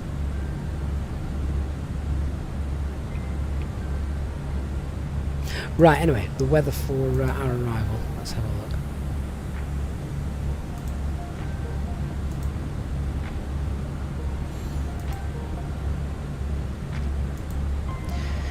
So, we've currently got winds 17018 gusting 26. That's close to a headwind, so shouldn't cause us too many issues. Of course, visibility is great. The sky's clear. 26 degrees, dew point -1. Altimeter is 2992. So our weather for the approach is going to be fine. We'll be flying the ILS approach today. Runway 16 left. No note for our arrival. Threats, of course, are unfamiliarity, and we obviously got terrain to the east, and the north and the east. We've also got terrain as well as we approach, as you can see here on the star, but the constraints are going to keep us nice and clear of that. So that's quite neat. So just need to be aware that if for some reason something goes very, very, very, very wrong, we want to stay in the northwestern sector. But even that's got quite a high MSA. Right, so the star we're flying is Delta 6 in via Ogden. Let's go through and check the coding.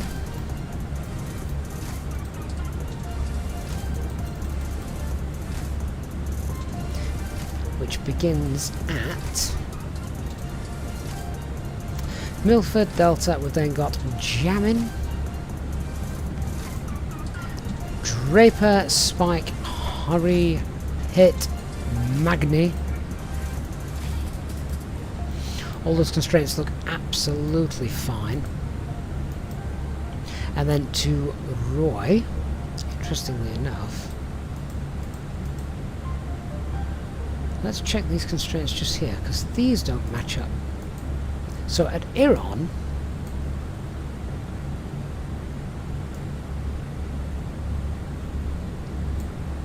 we should have 11,000 feet, 9,756. EP is 6, Lagoon is 7.5, then Tumen, Iran, are they both there? No, they're not. Right, let's have a look and make sure we've got the right arrival in.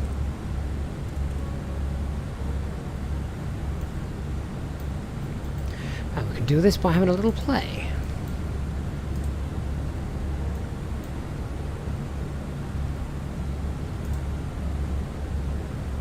Now, I've only got Oscar Golf Delta. That actually looks to be the one.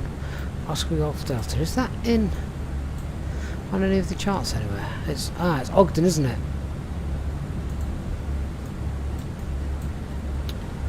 Which is just here. That's the one we want. That's what I missed on the ground. Right. Insert. Now we should have everything correct.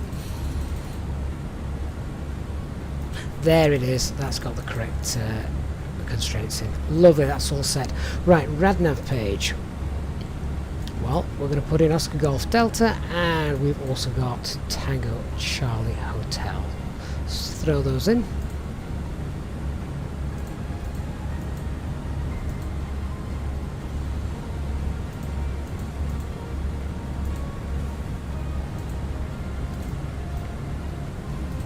So all I'm doing at the moment is basically going through my top hat setup.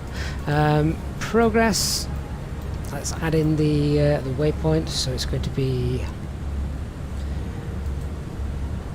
Kilo Salt Lake City 16 left. Performance. Oh, I never popped the cost index back up. It's not going to make a massive difference, to be fair. 7. Fuel predicted 3.8 tons on board. That's enough for another go around, hold, and another go. And secondary flight plan. Let's copy our active flight plan. There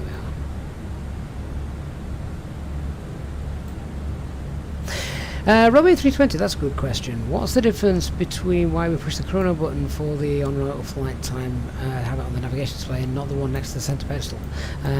Center pedestal. Do you mean this one just here? Well, this one just here only goes up to 59 minutes, so you're kind of out of time after that. If your flight's longer than 59 minutes, it resets. So you can use whatever chrono you want, really, but I like this one because it's just there. I can see it. I know how long we've been flying, and particularly whilst streaming, I know roughly how long we've got left to go as well. Looking at that.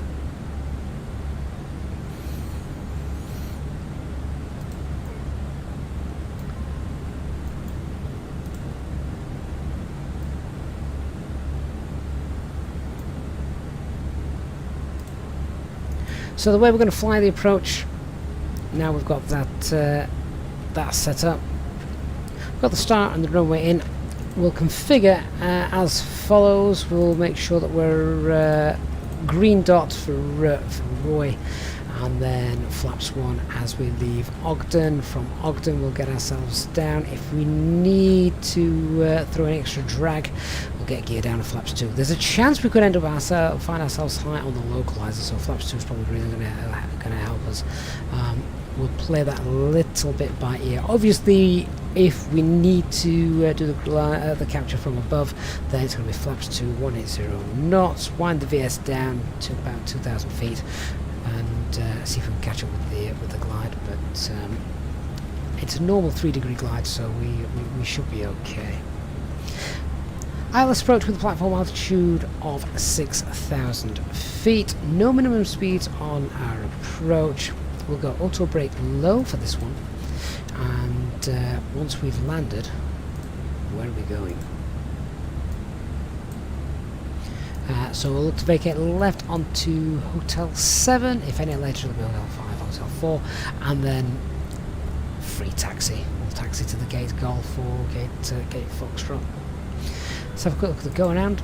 So our go around altitude is 10,000 feet.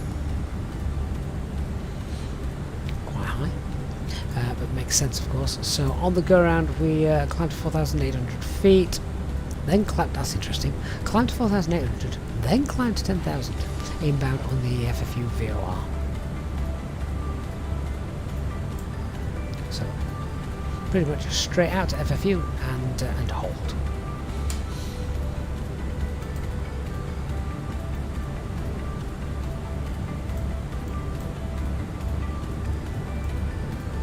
Top descent then is in around 130 miles.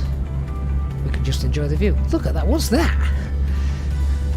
That is a perfect circle in the middle of nowhere. That's definitely the work of aliens.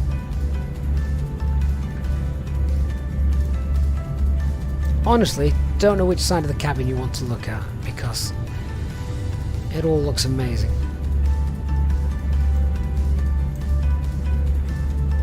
The fact that there's a slightly grey, darker square there as well. Definitely aliens.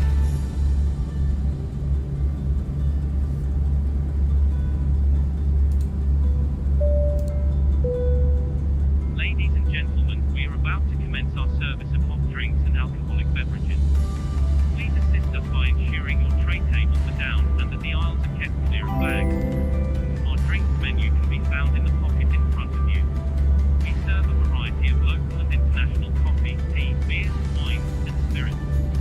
Please note that alcoholic drinks will not be served to those under 18 years of age. We accept payments in cash or credit and debit cards. Thank you for your support of this channel. LA Kids 143, good morning to you, and mate, thank you so much. Very, very generous £10 super chat coming in there from LA Kids 143. LA, thank you so much for your continued support of the channel. And LA says thank you for celebrating the 4th in USA today. Oh, it's my pleasure, LA Kids. You know I love flying in the USA. I just love the scenery gets me every time, and it's something different, a little different with the procedures as well. So it's yeah, it's nice to mix things up, but very generous of you, Ali. Thank you so much.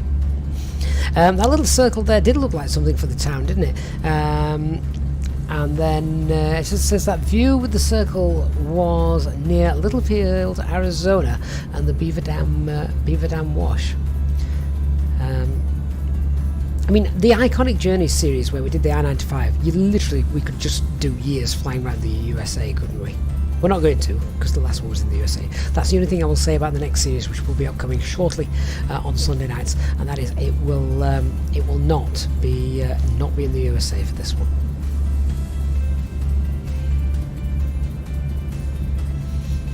I think the simulator does a fantastic job of all the different colours of the rock faces as well, doesn't it? And I can still see mist on the horizon.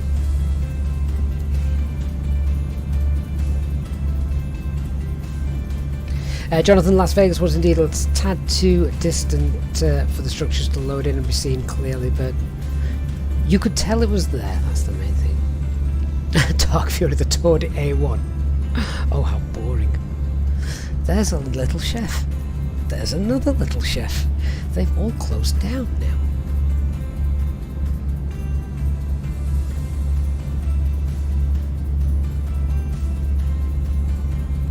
Christian, you hope we don't fly 30 episodes of Circles over Sheffield.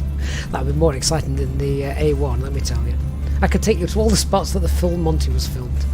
And Brastoff.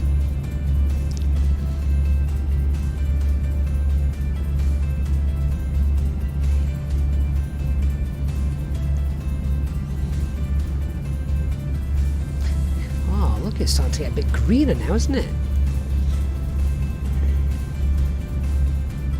Look at this ridge as well. It's nice to see. Oh look, more circles.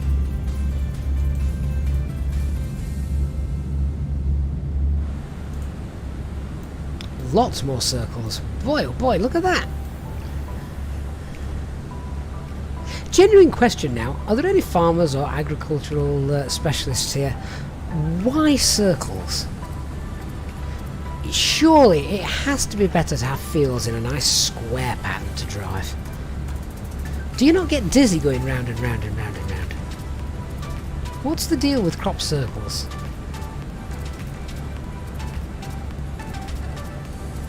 And look at all this wasted space. Circles waste space.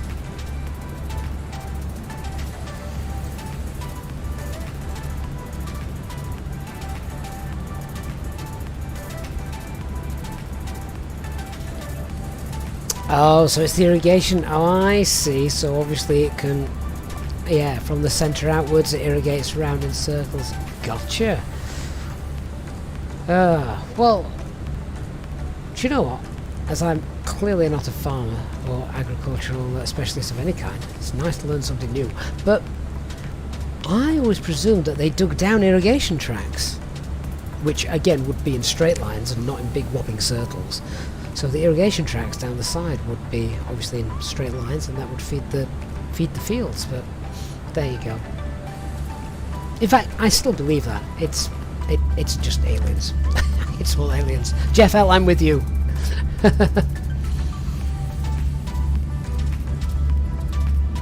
But Chris D gives a good answer as well. Circles because the automated water and boom rotates 360 degrees. It's efficient and minimal equipment is needed. Jonathan, is too dry for the irrigation tracks. Well, again, I guess in the temperatures we were talking about a little bit earlier on, that would be true. But how detailed do they look? They look awesome. Can they use the water booms though to spray pesticides and things like that? Because can you imagine spending your day in a tractor driving around those fields? You're gonna get out of your tractor when you finish and just fall over.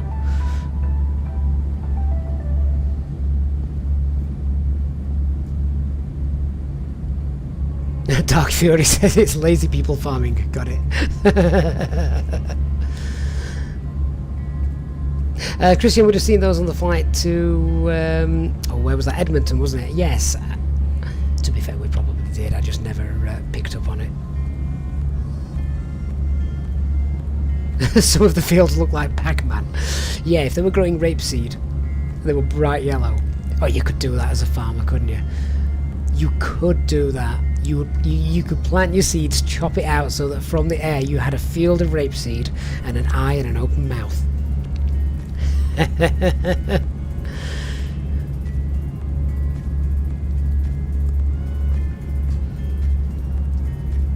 I love people that do things like that for aircraft overflying, something to see from the air. You'll only see it from the air as well. It makes no sense down on the ground. A bit like the sign that says "Welcome to Luton" outside of Gatwick Airport.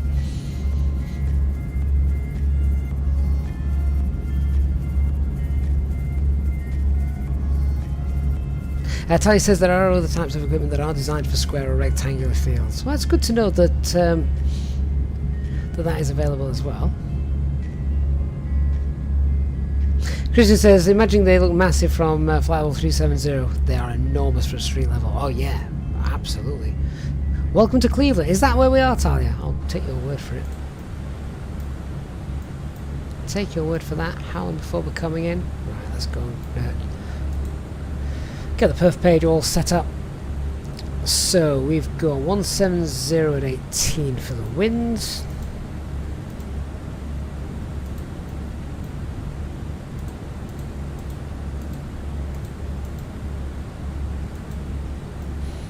A QNH of 2992.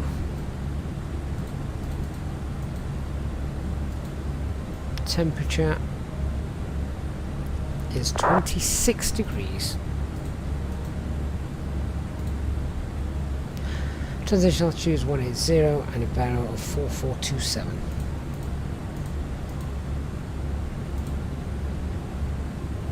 That gives us a VAP of 138. Lovely.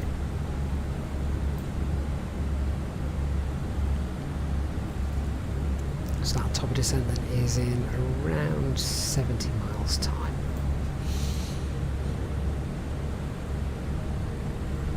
Oh look, there's a whole load more just coming up here as well.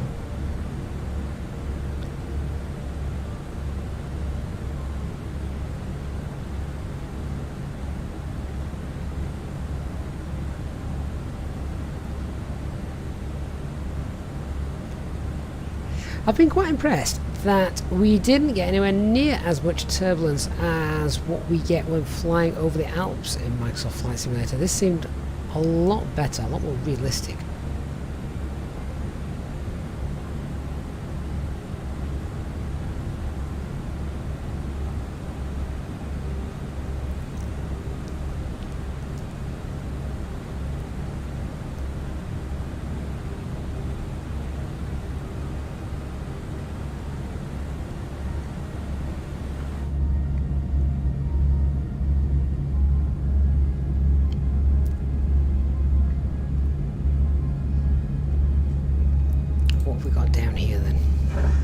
looks like more solar farms, doesn't it?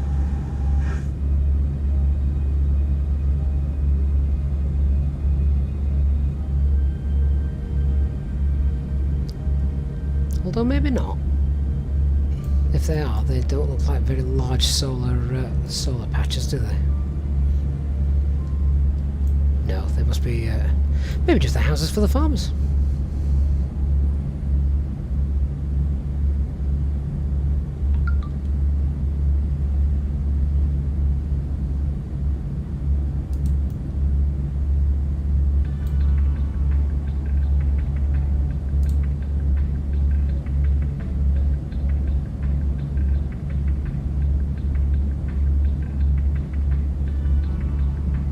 Jonathan says when he was in his 20s he explored a lot of the ghost towns in this area of Utah. I bet that was quite interesting.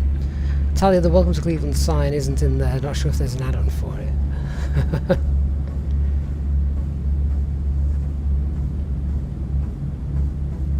And that was on the Milwaukee approach. Yeah, good fun to have a laugh at the passenger's expense. Danny says the farmers are in major demonstrations in the Netherlands at the moment. They're causing all sorts of issues. They planned to block Schiphol today, but the police etc. made sure they couldn't. Oh wow, could you imagine? There's enough chaos going in the aviation sector at the moment without that being thrown in. So now they're at the supermarket distribution centres instead. The world's just in a state at the minute, isn't it?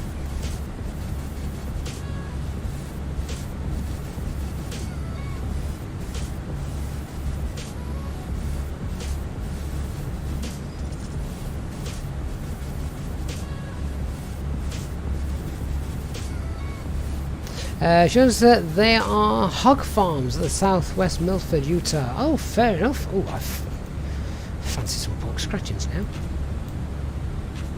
Oh, Christian HD's been in the chat in some form or another for a while now.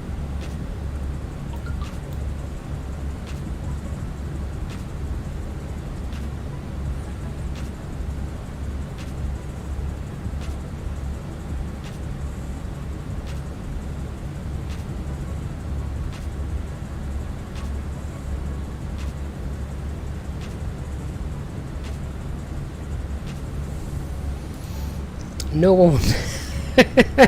Here's a sentence I never thought I'd say live on stream. Nobody wants an aggressive naked HD. I'm going to clear that company message just because it's in my way.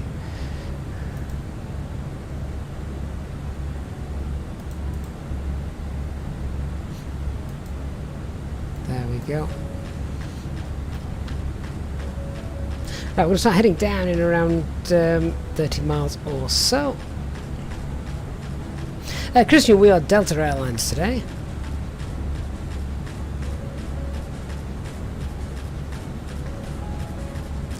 Christian, I wondered this. I'm not a coder, but it's always the same name that creeps into the chats, isn't it? And it doesn't matter whether we block them, whether we ban them, whether we have subscriber mode only. They've obviously got through the back door, so to speak. Naked HD getting through the back door. Yeah. Do what you will with that. But it doesn't matter what privacy settings you pop on it, it'll end up there. I could do a private members only stream and it'd still get through, I'm pretty certain of that.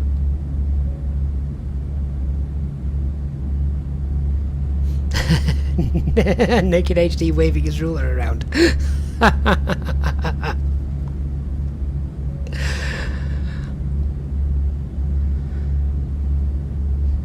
Well, that's me not sleeping tonight. Jonathan says Naked HD must just be overcome with the the patrioticity of July the 4th. He's decided to attack a Brit's live stream. Eric, we're only on default scenery. I only have default scenery for the USA, I'm afraid.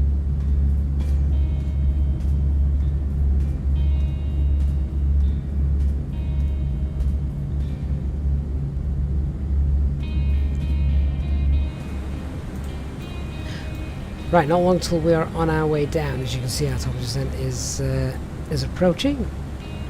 I've got an aircraft in front of me. Is that Dark Fury? He's not very far away from me either. He's also at the same altitude as us. He's 5 miles. We're 5 miles in trail of him.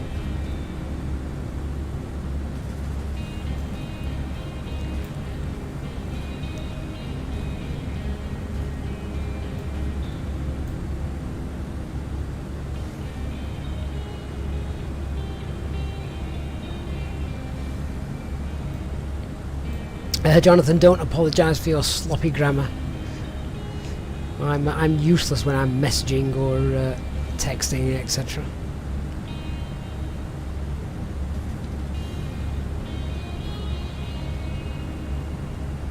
Captain Rich 101, good afternoon.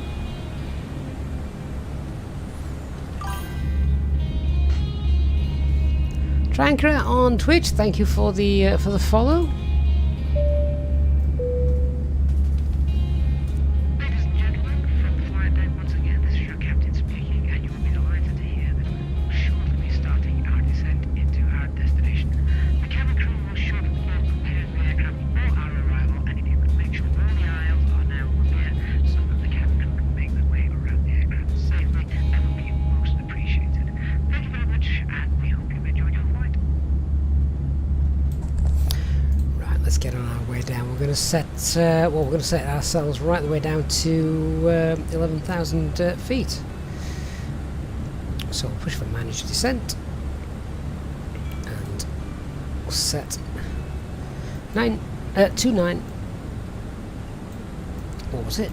Was it 2992? Honestly, can't remember.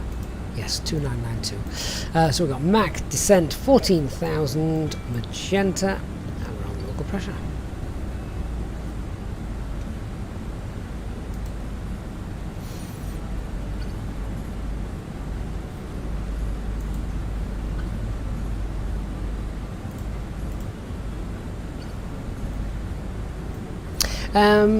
Captain Rich, does VNAV work in the Phoenix? Absolutely it does.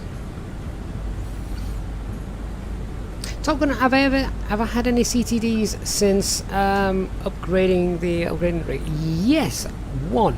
Guess where? But it was my own fault though. I maxed everything out. I maxed everything out, and I was streaming at the same time. We were on Vatsim. We had so much traffic, and the PC just went, yeah, I'm not that good. Bang.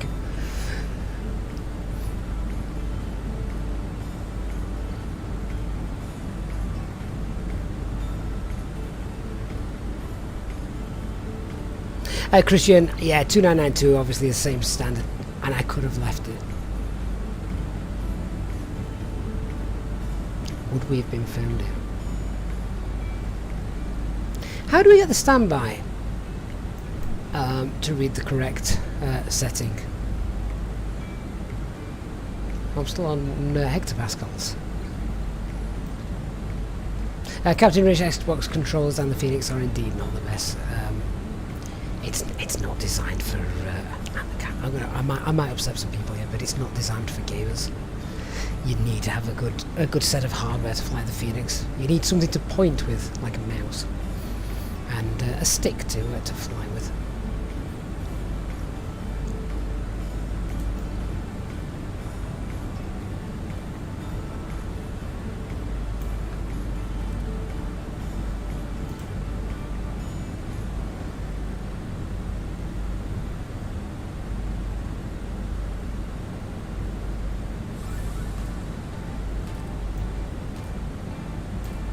Starting to become a bit greener down there, isn't it? Look at that. Lots more fields.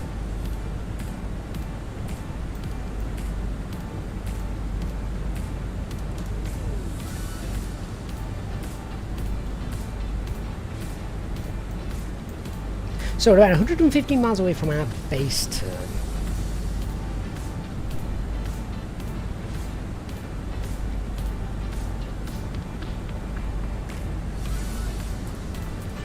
We can see the terrain ahead of us.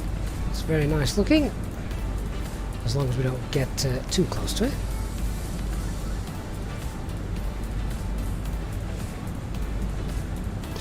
Forces is looking forward to a nice landing. It still unfortunately keeps having application errors even in the main menu. Something's not right there then, is it? Force, definitely not right.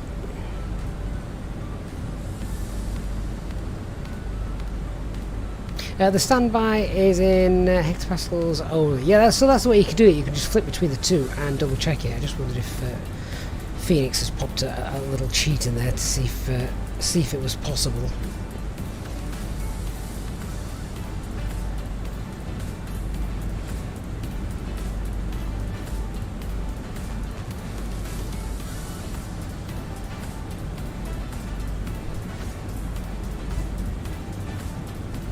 Did anyone know that Mount Etna's... is Mount Etna erupting at the moment? On the Isle of Scilly in Italy? Sure, I've just read that.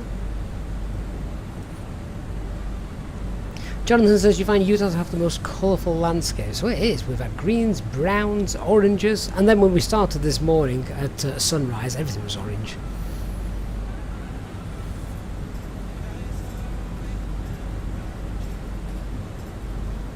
Angelo says hello from the Philippines. Oh, good afternoon, or evening even for you, Angelo. Must be quite late where you are. Thanks for coming on board for our July the 4th Independence Day special.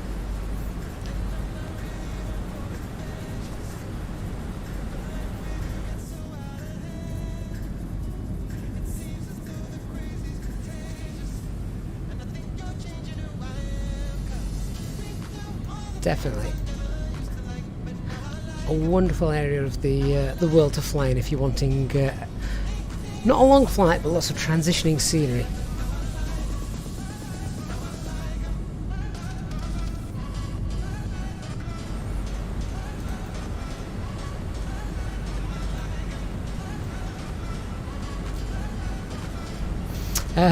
Jones US, in Microsoft Flight Simulator you've landed at every Utah airport. Lots of fun over by Lake Powell.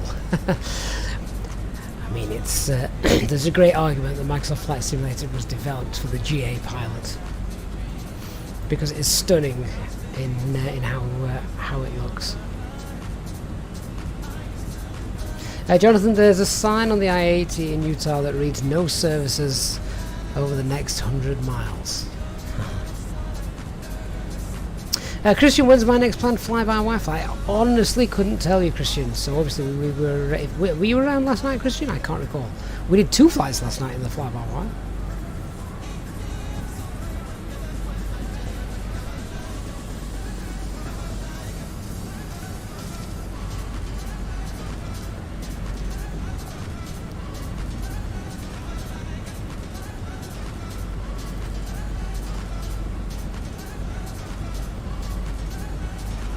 So still no ATC, but obviously that's not entirely surprising. It is July 4th. There may be some events going on tonight. I haven't checked, to be honest.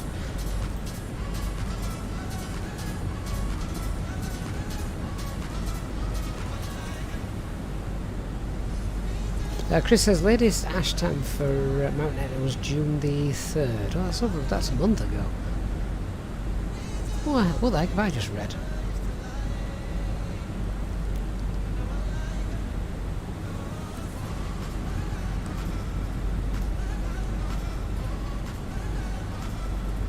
I tell you, you're looking forward to formal glider support in the simulator. That and helicopters, right? I don't like helicopters. They're good fun for messing about, but I don't actually like them in real life.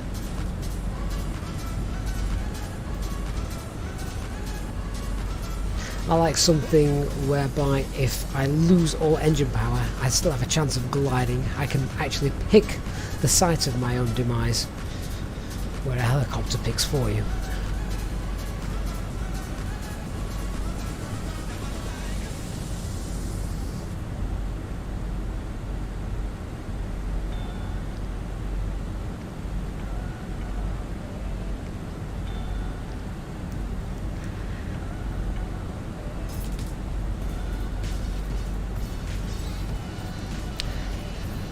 Traffic in front of us still. Oh, he's actually gone a bit further ahead of us now. We're now 10 miles in trail. That's good. Spacing's all right then. Wickstrom 777 says, "I agree. Helicopters scare me. Too many moving parts that can break." Yes, and all of them vital.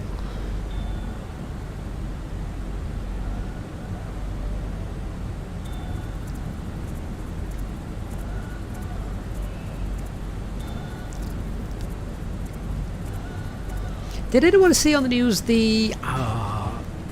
I may quote this wrong, so forgive me. I think it was an Emirates A380 landed in Australia the other day with a great whopping hole in the side of the fuselage. Thankfully, so it travelled for about 13 hours like this with a massive hole in the side of the aircraft. It wasn't a pressurised area though, so there was obviously no decompression. Couldn't do that in a helicopter. Well, you could. They don't fly high enough to decompress, but.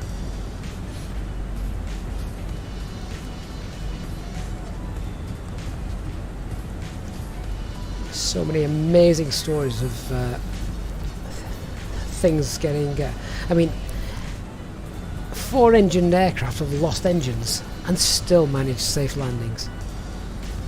It's not going to happen in a helicopter.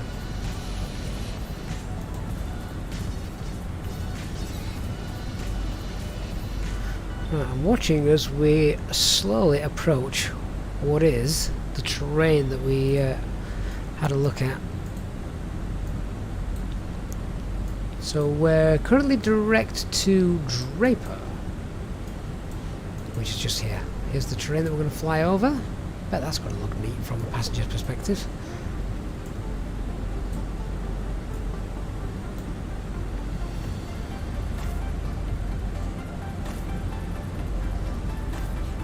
Jonathan, was the whole created by Cargo Door ripping off? No, I've not read the full details of the report, but it'll be interesting to read when that comes out. Dark Fury, Dark Fury is on it. It says it was a bolt failure. Wickstrom says, yeah, I saw that. Looked like an unpressurised fairing. Yeah, obviously it was. It did a bit of pressurisation problem. I don't think it would have carried on for 13 hours.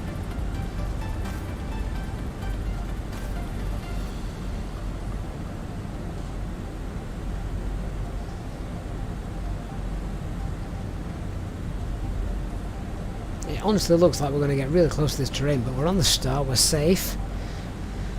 We're following constrained altitudes, so enjoy the ride, guys.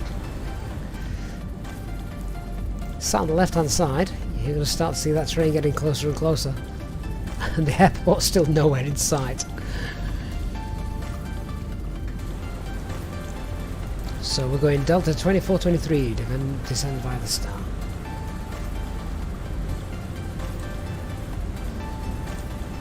Salt Lake City traffic, Delta 2423 on the Delta 6 star for runway 16 left. Currently overhead Draper, 14,000 feet, descending via the star. 55 miles out.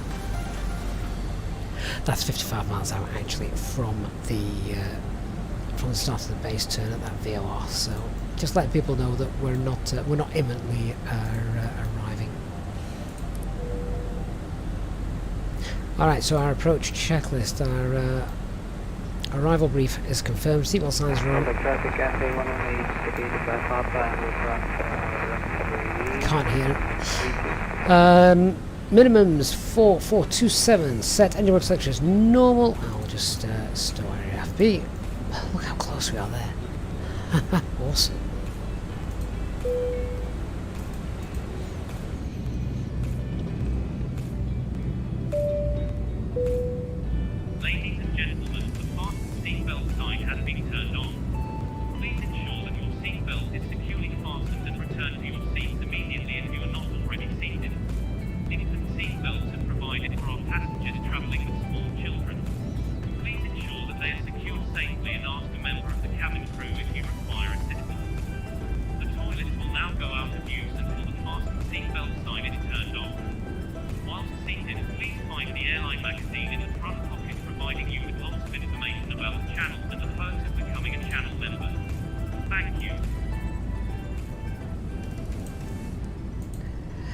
Yeah, a little bit bumpy as we come in close to that terrain, but it is rather neat looking, isn't it?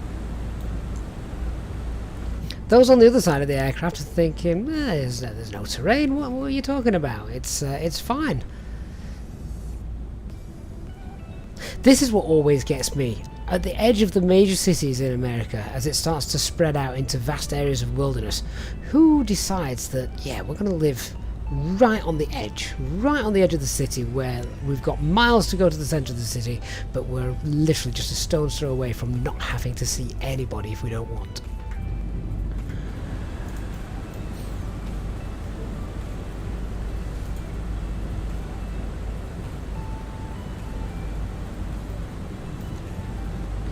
Airport elevation is 4,000, well, just shy of 4,230. So Runway traffic FA 118 crossing runway 34 right, and we'll continue for the north cargo ramp.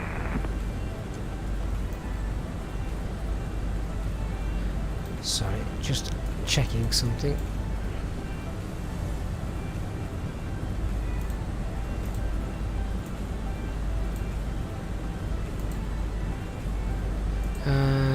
Salt Lake City traffic, someone said they're going to depart 34 right, so that's quite a strong tailwind and also in the opposite direction to us, so that's interesting.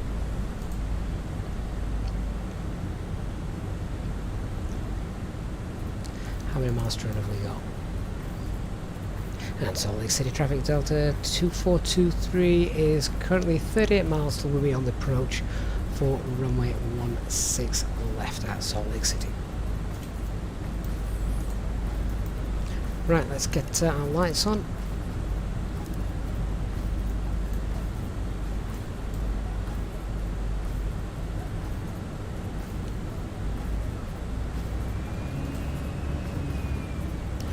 We'll select our speed 250 knots and we'll activate the approach phase.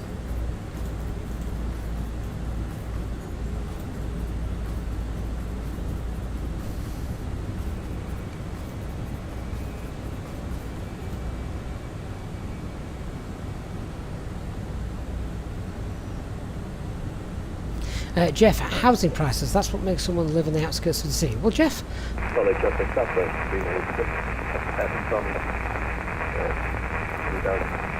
Still a little too crackled here. But Jeff,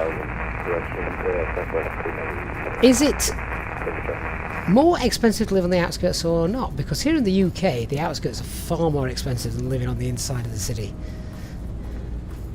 If you've got a nice little a nice little plot on the outskirts of the city near a nice district park or something like that. The Peak District, for example. Salt Lake traffic Cafe 118 at Hotel, and we'll continue to Hotel 11 for the North Chicago ramp, Salt Lake traffic.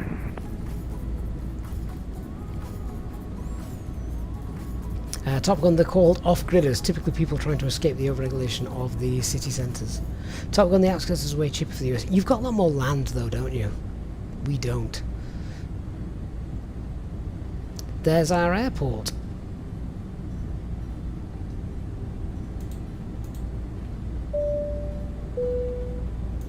Ladies and gentlemen, from the cockpit, we're now descending towards our destination. There's no delays ahead of us, and sure, we should have you on the ground very shortly. If you can please assist the cabin crew by passing the visibility you may have as they come around. And for your safety, please make sure your seatbelts are fastened, the electronic devices are switched off or popped into airplane mode, and the aircraft toilet will also be out of use. We hope you've enjoyed the flight. Salt Lake traffic southwest 396, full establishment in the ILS, 16 left. Salt Lake traffic. Looking forward to this approach.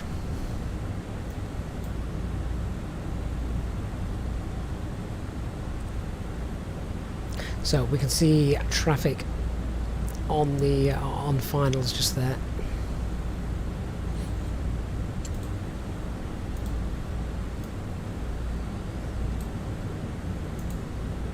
We'll slow ourselves down just before we get to Roy. We'll get down to green dots and then we'll pull flaps 1 and fly down the localizer with flaps 1. Jonathan, some people like having a lot of land too. Oh, I think everyone enjoys that. I would love an area with loads of land. I could lose the kids in it. Danny, that is true. The further out from the city centre you get here in the UK, generally speaking, the bigger the houses are. So that, of course, adds to the expense.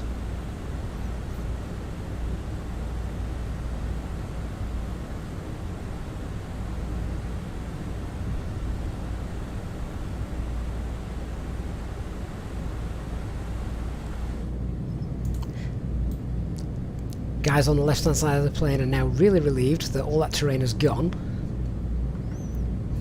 Guys on the right hand side of the plane thinking, hang on, our airport was over there. Oh, there's someone on final. Saltwest City traffic, Southwest 1549, inbound to 21 miles, runway 16 left.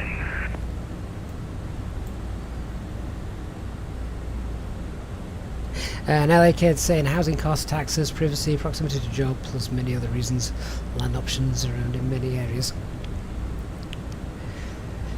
Yeah, I suppose if you lived on the outskirts of a major city, would you want to commute every morning into the city centre? Probably not. Mind you, that was one of the good things that came out of COVID. Not many, but the world seemed to shrink thanks to Zoom meetings and all that kind of thing, remote working from home, etc.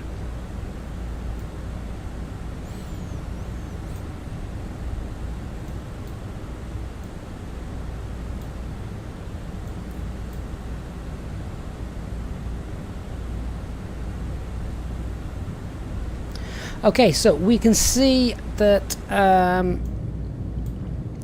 there's an aircraft. There he is, look. Aircraft just there. He's the last aircraft currently, so we could perhaps now vector ourselves in. Let's get ourselves down to green dot. We'll make that right-hand turn. You can see the glide slope, but we're 17 miles out, so we don't want to be flying that 180 knots all the way through. We can probably do it flaps 1. We've got quite a strong headwind as well, so that's going to help keep us nice and slow. We don't need to worry about flaps 2, 180 all the way down the glide. Oh, I tell a lie. We've got Dark Fury, who's even further out at the minute. Right. We'll not do a nick, as tempting as it is. We'll be good. Salt Lake traffic, Delta 64, approaching Iron for the 16 left. Island, Salt Lake.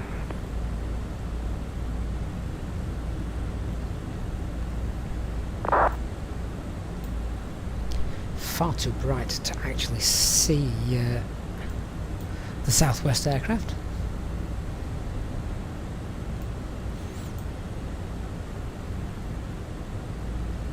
The approaches that American airports have as well, they start literally from miles out. LAX, oh, the approaches to runways, is it runway 27, left and right at LAX? They literally start miles and miles and miles out. You look on Flight Radar 24, you can literally spot them pretty much on the localizer 50 miles out. It's crazy.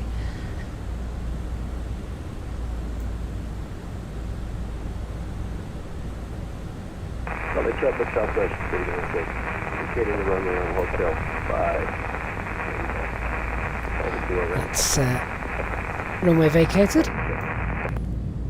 Right, can anyone see Dark Fury, the 737 Southwest? I can't.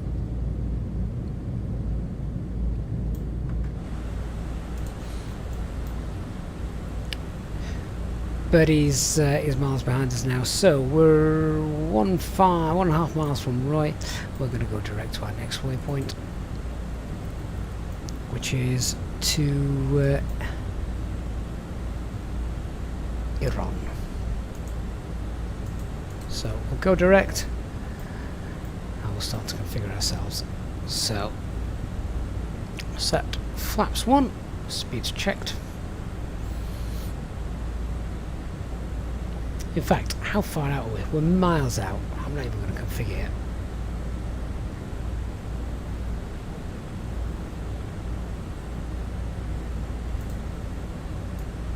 We're that far out, we don't need to configure just yet. Iran is 22 miles out. Danny says the ILS chart for runway 24. 24, thank you. It's runway 24 left, starts 50 miles out. Wow. Waterpool Ducks members do get the option of selecting routes. That is true.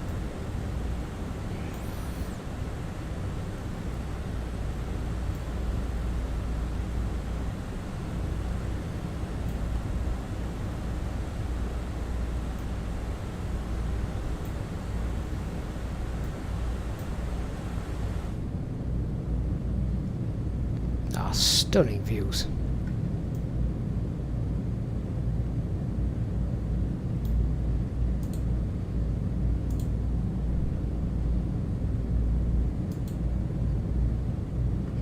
No, you're obviously not going to get ILS information, Danny, 50 miles out. What's the airport just there? That's Ogden Hill Air Force Base down below us. Casavana says that is a really high descent altitude. Not really, it's only 200 feet. The airfield elevation is 4,227, I think it is. James Starkey, happy 4th of July to you.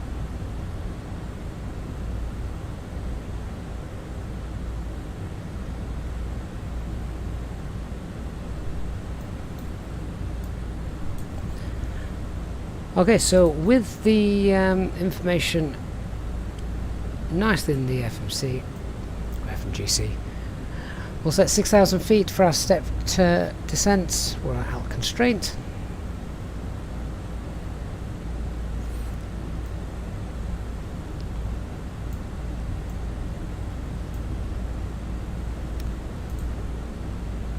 Lock blue.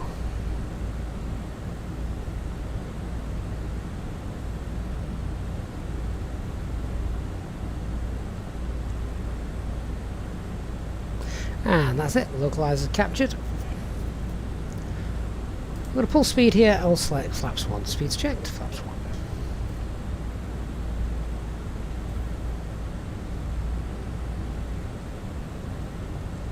Hey Matthew, how you doing? You did say on a past stream, yes, Utah is the best place on earth to fly, especially if you go to the southeast from here. So, Salt Lake City to Albuquerque. Salt Lake City traffic, Delta 2423 is established, 16 left, 22 miles. Salt Lake traffic, Delta 64, 10 mile final, 16 left. Wickstrom, thank you for reminding me. Go on, let's get that replay on.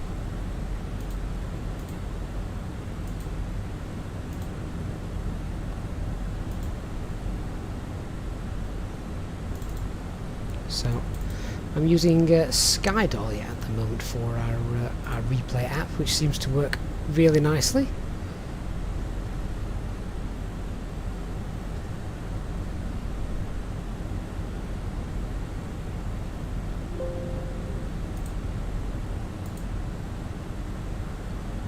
So we'll just go ahead and let that run.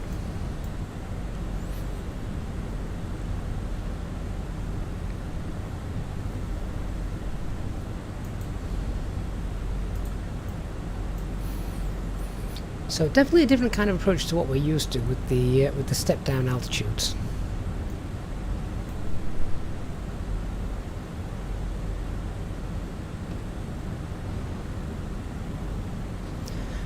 And there we go, we can see we're just more or less keeping up with the glide, so let's add some drag, shall we? Let's reduce our speed.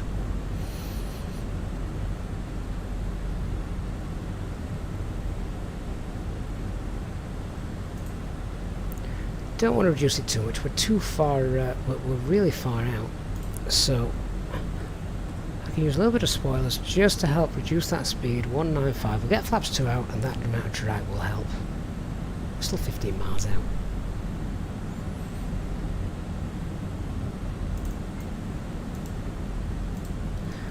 So we've got glide slope captured, Cat 3 dual autopilot 1 and 2.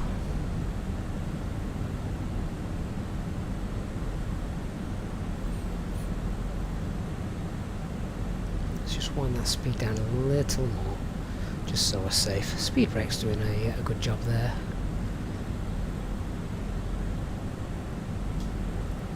We'll select our missed approach altitude, which is 10,000 feet.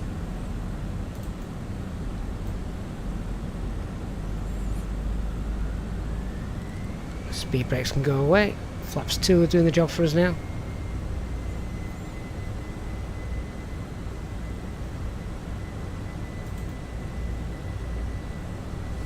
So stick around once we've landed and we'll have a look from a passenger perspective for this landing. Salt Lake traffic, Delta 64, 2 mile final, 16 left. Salt Lake traffic, Delta 2423, 16 left, 15 mile final. Correction, 11, 11 mile final.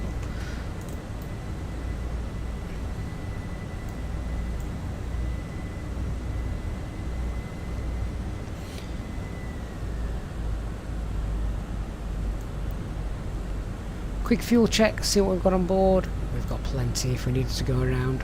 Yeah, 4 tons, absolutely loads. 2,500. Red altimeter's live.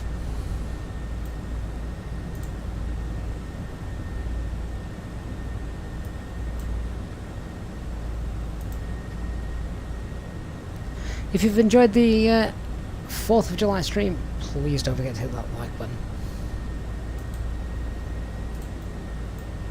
A little bit of turbulence there, and we'll start slowing ourselves down.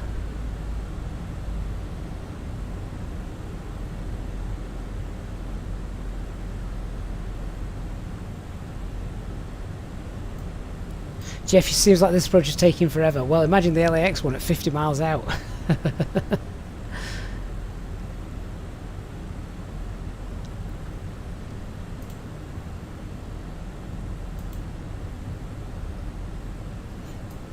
If we need to go around, it'll be toga, go around flaps, pitch up FMAs. Positive rate, landing gear, thrust, climb, set at 5,200 feet, Delta 64 fly is runway track. clear 16 left at Hotel 7, taxi 4. Salt Lake traffic, Delta 2423, 6 mile final, runway 16 left.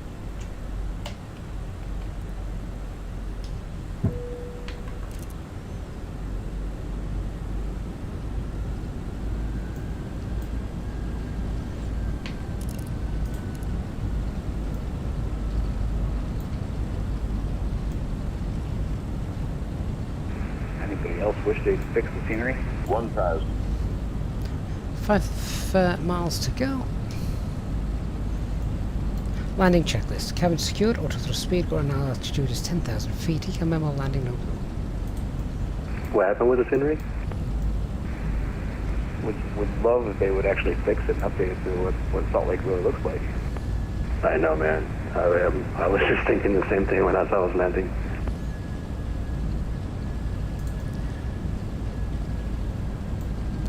So that headwind, you can see we've got 15 knots. It's fluctuating a little bit. 500. You know, I'm wondering if FlightSim.to has anything. No, they don't. I checked. I just checked for this flight on FlightSim.to. They've got nothing. Nice.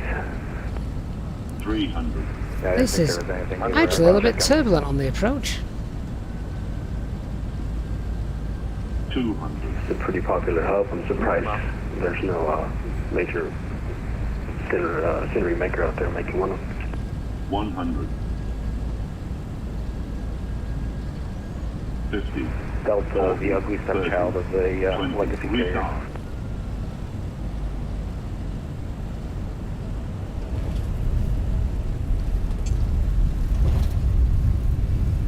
Spoilers deployed. Reverse green. God, that rudder's all over the place.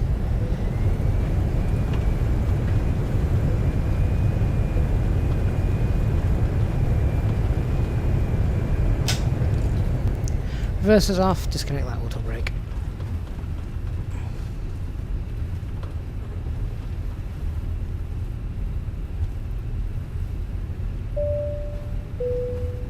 Ladies and gentlemen, we have now arrived at our destination.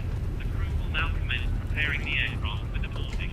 Can passengers please remain in your seats with your seatbelts fastened until the captain turns off the seatbelt signs. You may now turn on your phones and electronic devices. Thank you Chris, for there's no using load the 15 today. report for that landing. Consider becoming a No channel member chance. to receive extra benefits on your future flights with us. Thank you and See if I can we get the hope you G enjoy load the in a rest of your second. day. Salt Lake traffic, runway 16 left vacated.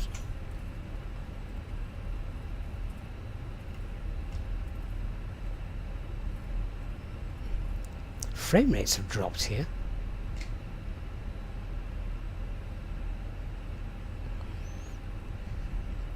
It's a default airport. I wouldn't have expected frame rates to have been that bad. Right, interesting. What was the Fly Life Studio, the banner that flashed up? What did it say with regards to the frames? Not the frames, sorry. The landing. I'll wait for you guys to tell me.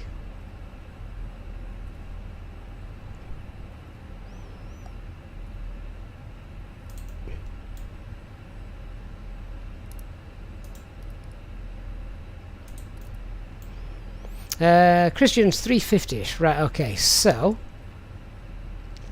350, that's I mean, that's not terrible. It's not smooth, but it's not terrible. I'm going to show you this though now. 1 second. Right, I think this stream is set up, capture's set up correctly. There we go.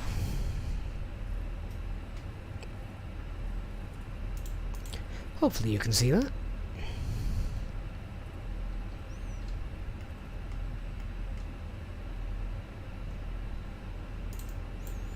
Just realised our runway turn-off lights are still on. Key bindings for it don't work. Right, we're going to watch the replay in a second. That's how you can really judge a landing. All right, I'm going to come off of Vatsim. We'll also get rid of self-loading cargo, and then we'll have a look at the replay. James, the real pilots check their landing rate after landing? No. As long as after you've landed, you don't get a load report print out here. If you do, you just tear it off and eat it quickly. Right, let me come off of Vatsim, as I say. So, anyone that's flown with us, thank you for flying with us today. I'm just going to get rid of the self-loading cargo app as well. Yeah, so self-loading cargo was 161 feet per minute, perfect, and a load of 0.93, which is fine, of course. So we'll just exit that. Let's load the landing in.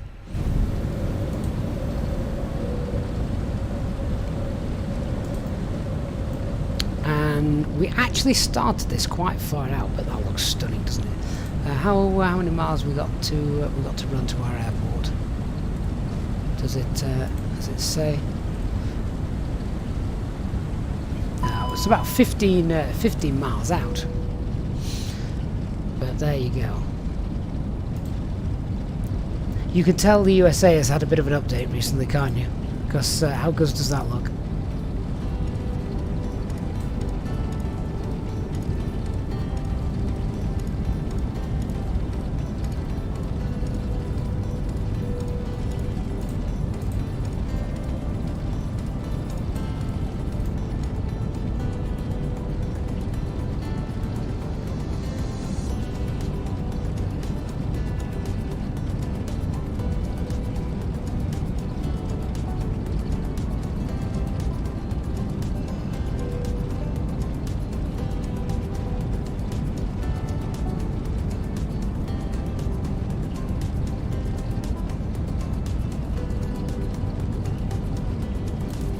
One of the things you can do if you want to learn air traffic control sort of speak, ATC speak for radio comms, is there's a great app that you can download either for iOS or Android, and it's ATC Live. Just tune in, particularly if you're not in the UK. If you're in the UK, it's a shame because UK airport, it's illegal in the UK to listen to ATC and have it broadcast on the internet. But for the rest of the world, for most major airports, there is live ATC being streamed on a 24-hour basis. So you can just go ahead, use this app, and listen to it. And it's great. It really is. Not much to see that side, is there? Definitely, if you're ever doing this flight in the real world, sit on the left-hand side. Get for an early check-in. Jonathan says this is the view you've seen countless times flying to Salt Lake City. You mean in real life there, Jonathan, yeah?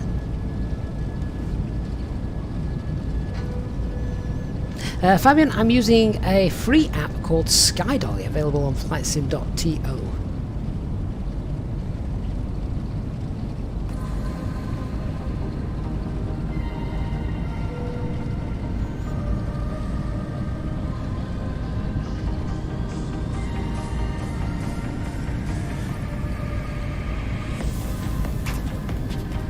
clear skies as well for the approach. Although I do like a few clouds. I think it just adds something to it. But of course this is live weather, so beggars can't be choosers.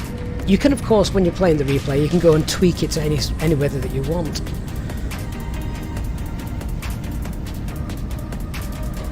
Jonathan, self-loading cargo.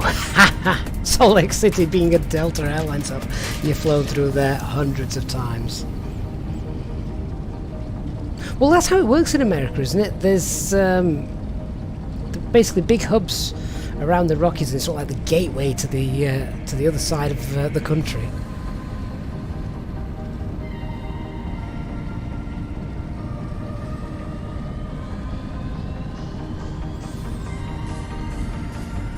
Loving the water reflections here, plenty of them, that's for sure.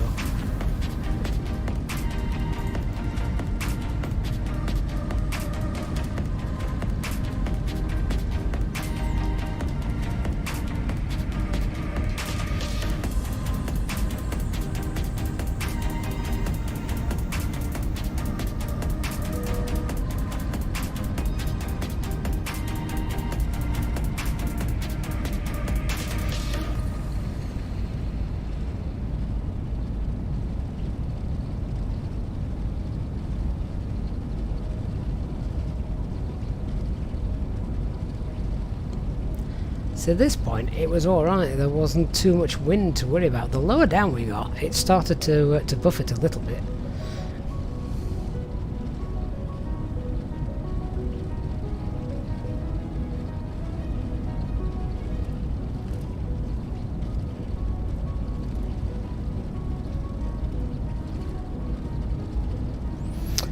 Nightmare on Scam Street. I would have to go back and have a little look. If you're in our Discord server, if you can pin it, that would be not pin it, but just pop it in there. That'd be good to go and see.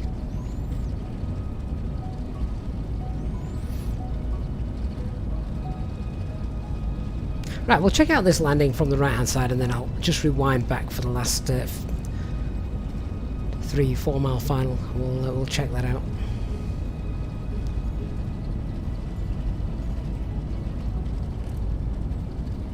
Yeah, so you can see it here wavering as we get lower and lower, which actually is really nice and realistic, isn't it?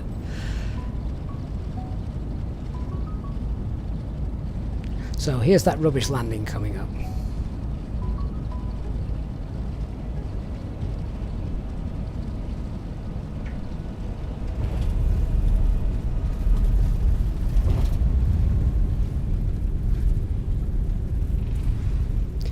Just took a while for that nose to get down as well, after we eventually did touch down.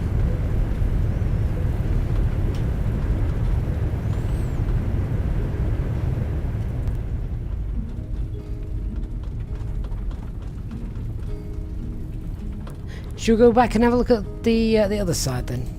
This honestly is one of the best things about Microsoft Flight Sim. I love seeing the passenger views.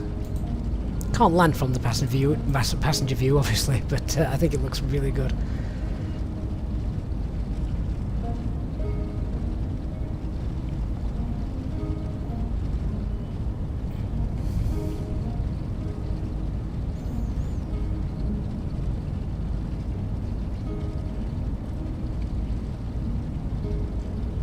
So just watch here. The runway I think also slopes away ever so slightly, so we've got the flare, and then it just hovered a little bit before it eventually touched down. It touched down, and there was just a moment before that that nose wheel came down.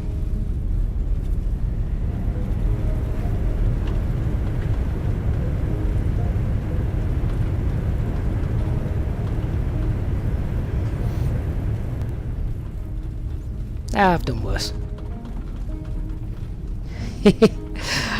Oh, that's been a really fun flight, and what fabulous scenery all the way across. I love flying in America, so this was just a great opportunity to do it, of course, for July 4th. I'm going to leave you with one final replay, but before I go, thank you so much to those of you who've tuned in for the stream today. Don't forget to hit that like button on the way out, and of course to those of you who have donated channel membership and sent donations throughout the stream today, thank you so much for your continued support of the channel. You guys make the channel what it is and make it possible for me to devote so much time to doing these live streams and videos, so thank you so much for that.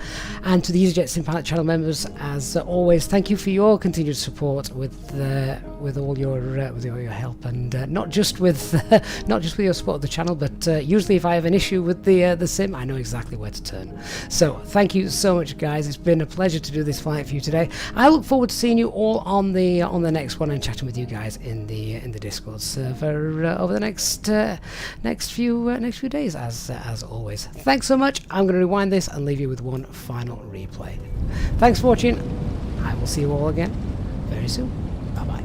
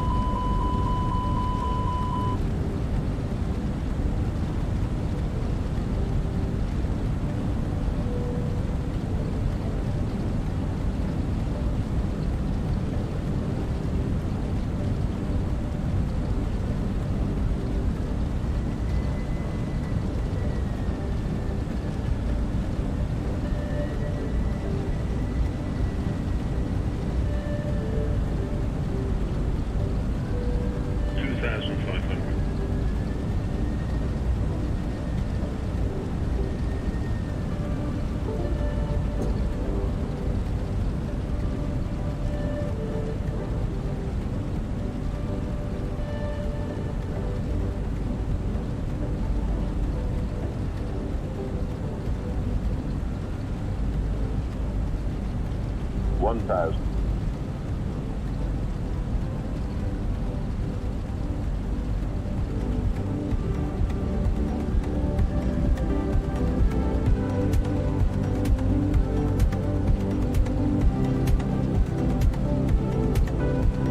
$500. $400.